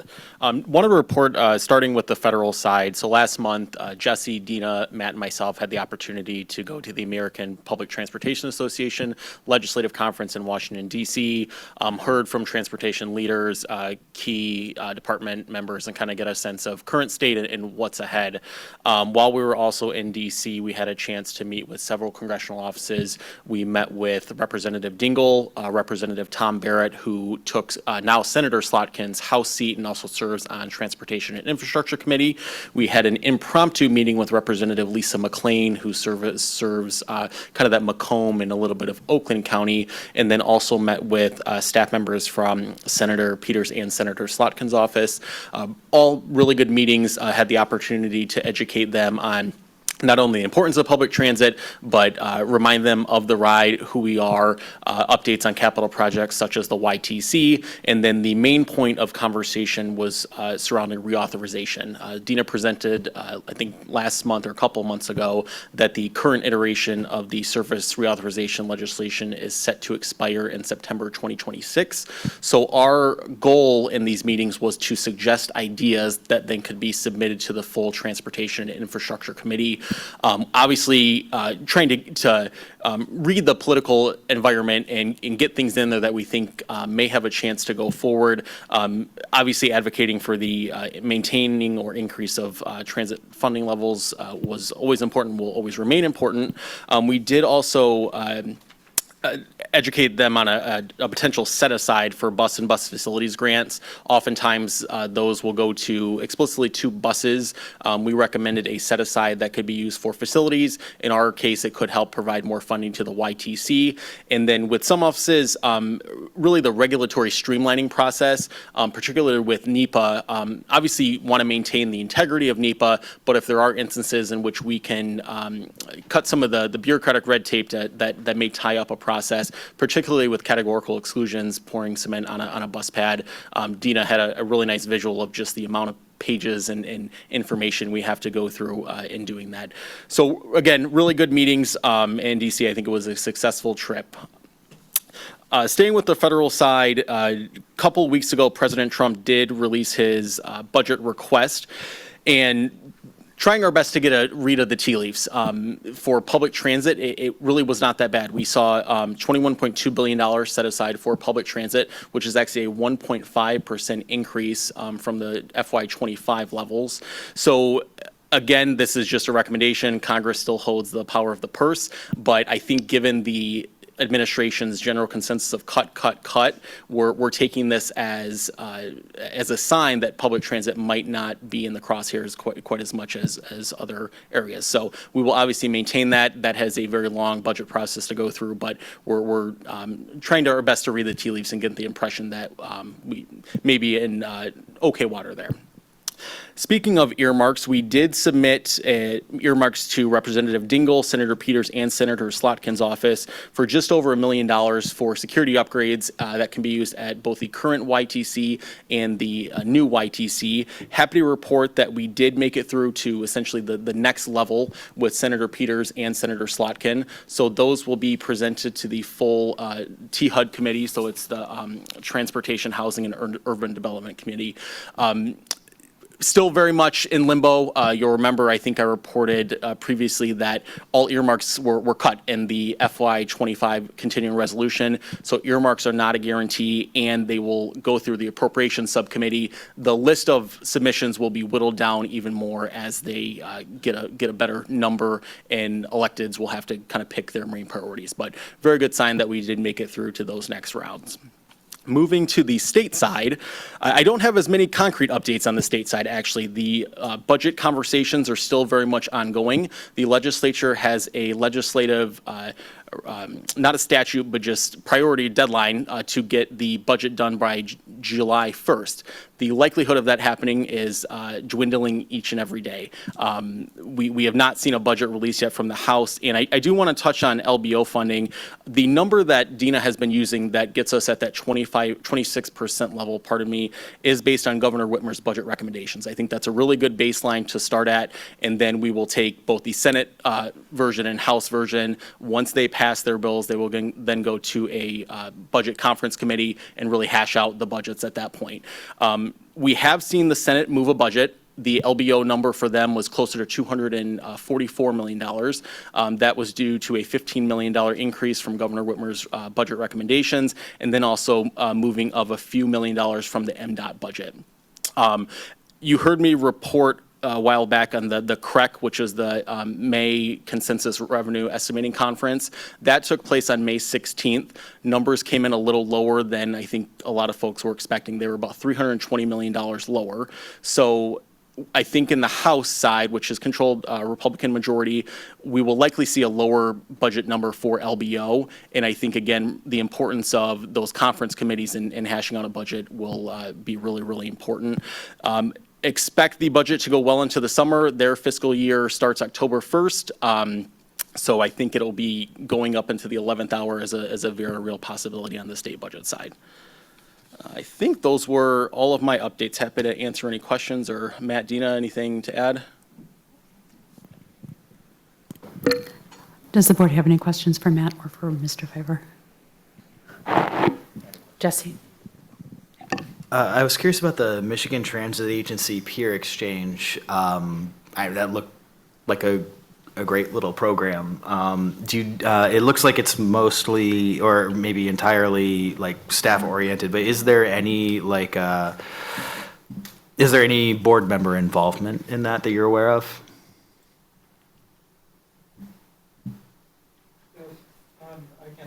Okay. That's purely just technical. Mhm. Kind of a planner, schedules coming together, share some experience, knowledge. All right. Cool. All right. Thank you. Maybe that's a good idea. I don't know if it's a good idea, but it's an interesting idea. But yeah, okay, thank you. And also going back to APTA, Brian Smith and John Metzinger sent their best. It was really great to have it. It's a good, always good to see them. But, so it was a good little reunion. Excellent. Are there any other questions or comments for Jeff or for Matt? I do have one quick question. In the Ypsilanti Transit Center planning, you discuss who is helping to be driving this. So you mentioned the project team, employees. You mentioned a core group of users. Can I get a little bit more flavor on that? What is the core group of users? How did we find them? And how often do we engage them? Are they so in other words, is this core group of users the same group and we're using them for a certain period of time? I'd like to understand that a little bit more. Sure. Thank you, George. This is more internal. Like when we say users, not writers, Okay. it's more like staff members. Because we have a set project team, including operations, facility maintenance, fleet, IT even. So we regularly communicate and then getting feedback internally. So we do have a public opportunity, but not user, like from that point. I appreciate that because sometimes we use users Yeah. in the same vein as we use writers, and that's how my brain interpreted what you wrote. Sorry So for what the you wrote. confusion. We'll clarify that for Oh, not a next. problem. For next part. Thank you. Any other questions? Mike. I don't have a question, but I do have a comment that I'd like to make here at the end of the meeting. I wanted to tell people, particularly Matt, my reaction when I was going through the board package this last week. I mean, there's some really important things in tonight's board meeting, and very positive things. I mean, we have a really nice business plan, a good start in explaining what's going to be in our budget for next year. YTC moving forward is a huge step. Georgia's service report was very positive, and I even liked the fact that we're going to do some advertising, Jeff. That's terrific. I mean, there's just a lot of very positive things that are happening here, and were reflected in our agenda tonight. And also, I was very impressed by the board package itself. I mean, there's all this important material, and it was well organized, well explained, with good written material, very well written and understandable, nice graphics. The organization was great. I mean, it just makes me feel that TheRide is in a great spot. We've come a long way. We're in terrific position going forward, even though we're facing a lot of uncertainty that we haven't faced before. And just to summarize it, I have to pull out a metaphor having to do with transportation, Matt. I think TheRide is operating on all cylinders right now. And they're diesel cylinders. To be sure, Mike, those are excellent points that you bring up, and anyone who wants to go back 5 or 6 years and look at old board packets, what Mike is saying is absolutely true. So kudos to staff and everyone for helping support the board in the work that we're able to do to support you. So, thank you. Any other questions or comments? Yes, Georgia. Just to kind of piggyback on what Mike said, the packet is wonderful, and me being a new board member, all of the information, the way it's laid out, is easy for me to understand and follow along, so thank you. And I also noticed there was a more presence on social media with the information about what's going on with TheRide, the things that were included in the, is it the CEO report? I heard about all these things online, and I thought it was wonderful to go on Facebook and see TheRide posting this information. So whoever's responsible for that, please keep it up. I try to share it on my feed as well to kind of get the word out there. So just wanted to mention that. That's a really good point. I follow TheRide as well. I encourage all board members, if you're on Facebook, to follow TheRide. I think we're also on Instagram. Are we also on Twitter? We are on Twitter, no TikTok. No TikTok, but we are on LinkedIn as well. Facebook, Instagram, Twitter. And Twitter, no LinkedIn. And LinkedIn. And LinkedIn. So I guess what I'm thinking is the way that a lot of the material that was presented tonight and we heard, as we see those ads, if we can help bump them up to help TheRide as well, that's another way that the board can help support the efforts that our staff are doing. So, great. Yes, I will Jesse. say the Instagram has become quite entertaining. I'll leave it at that, but I liked the recent Severance reference. Personally, my wife and I got a real kick out of that. I will give Miriam Majid, who is one of our new hires, credit for a lot of these social media videos. I will be quite honest, half of them go over my head as far as references, but apparently they're doing quite well. Our impressions and overall engagement has really shot up over the past few months. Oh, and the retro video of old, what year was that song from, of the TheRide staff members doing a musical performance? There have been talks of a remix and or a redo, but Yes. it looked like 80s, I would think. Yeah, it was quite old. Yeah. Well, kudos. Well worth a follow. Very good. So we're going to go ahead and move on. There are no emergent items this evening, so we're going to go on to closing items with our action item recap, and that's Ms. Deb Holt. All right, we had a few things. I will be updating in the policy manual. You guys approved the revision of wording for 3.811. There also was a note in 3.72 in the survey. I need to double check some wording on that so that doesn't carry forward incorrectly next year. Matt had noted that he will be sharing the internal Gantt chart for last year's business plan initiatives in the next presentation, so you guys can kind of see where projects moved along in the last year. I have a note we're going to add to the governance committee agenda, and I hope I get this language correct, but how to reflect in the monitoring reports when priorities are adjusted. Okay. And then discussion at service committee on their agenda, the discussion of future board education topic of adjacent county transit service data. Anything else? I think that's it. Did she capture everything, guys? All right, good job, Deb, thanks. Next on our agenda is topics for next meeting, governance process policies 3.0 through 3.4. The business plan is projected to be developed and ready for the review. That's the business plan, not the draft, if I'm reading that correctly. The draft budget preview, fiscal year 26 committee and board meeting dates, because our fiscal year is wrapping up very soon, folks. And then fiscal year 26 proposed dates for all for alternative meeting locations. Also, we need to bump up to their determining reasonableness, because our governance consultant, Sue Radwan, did confirm she is available. And then in the future, we will still be discussing state funding and having education on that. We will be meeting at the Riverside Arts Center on Thursday, July 24th, 2025 at 6:30 p.m. And then that leaves us back down to public comment. Yes, go ahead.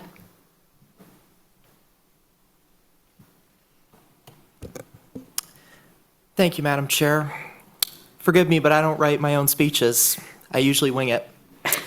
But this time I wrote my own speech. So feel free to nag me, Madam Chair or Deborah, if I go over time. But for the record, Robert Plowski, Southgate, Wayne County. Some of you already know this as a surprise. I'm trying to keep myself together when saying this today. But as of today, this is going to be my last public comment for the foreseeable future. I want to take a moment to reflect and share my thanks with all of you, board members and staff. You've been a tremendous mentor to me, and listening to all my public comments, all of my things that I bring up idea-wise, and all of my budget concerns that Dina sometimes rolls her head, but she always appreciates what I say. I'll be starting classes at Oakland County Community College this fall, pursuing political science and my minor in urban planning. It has always been my dream.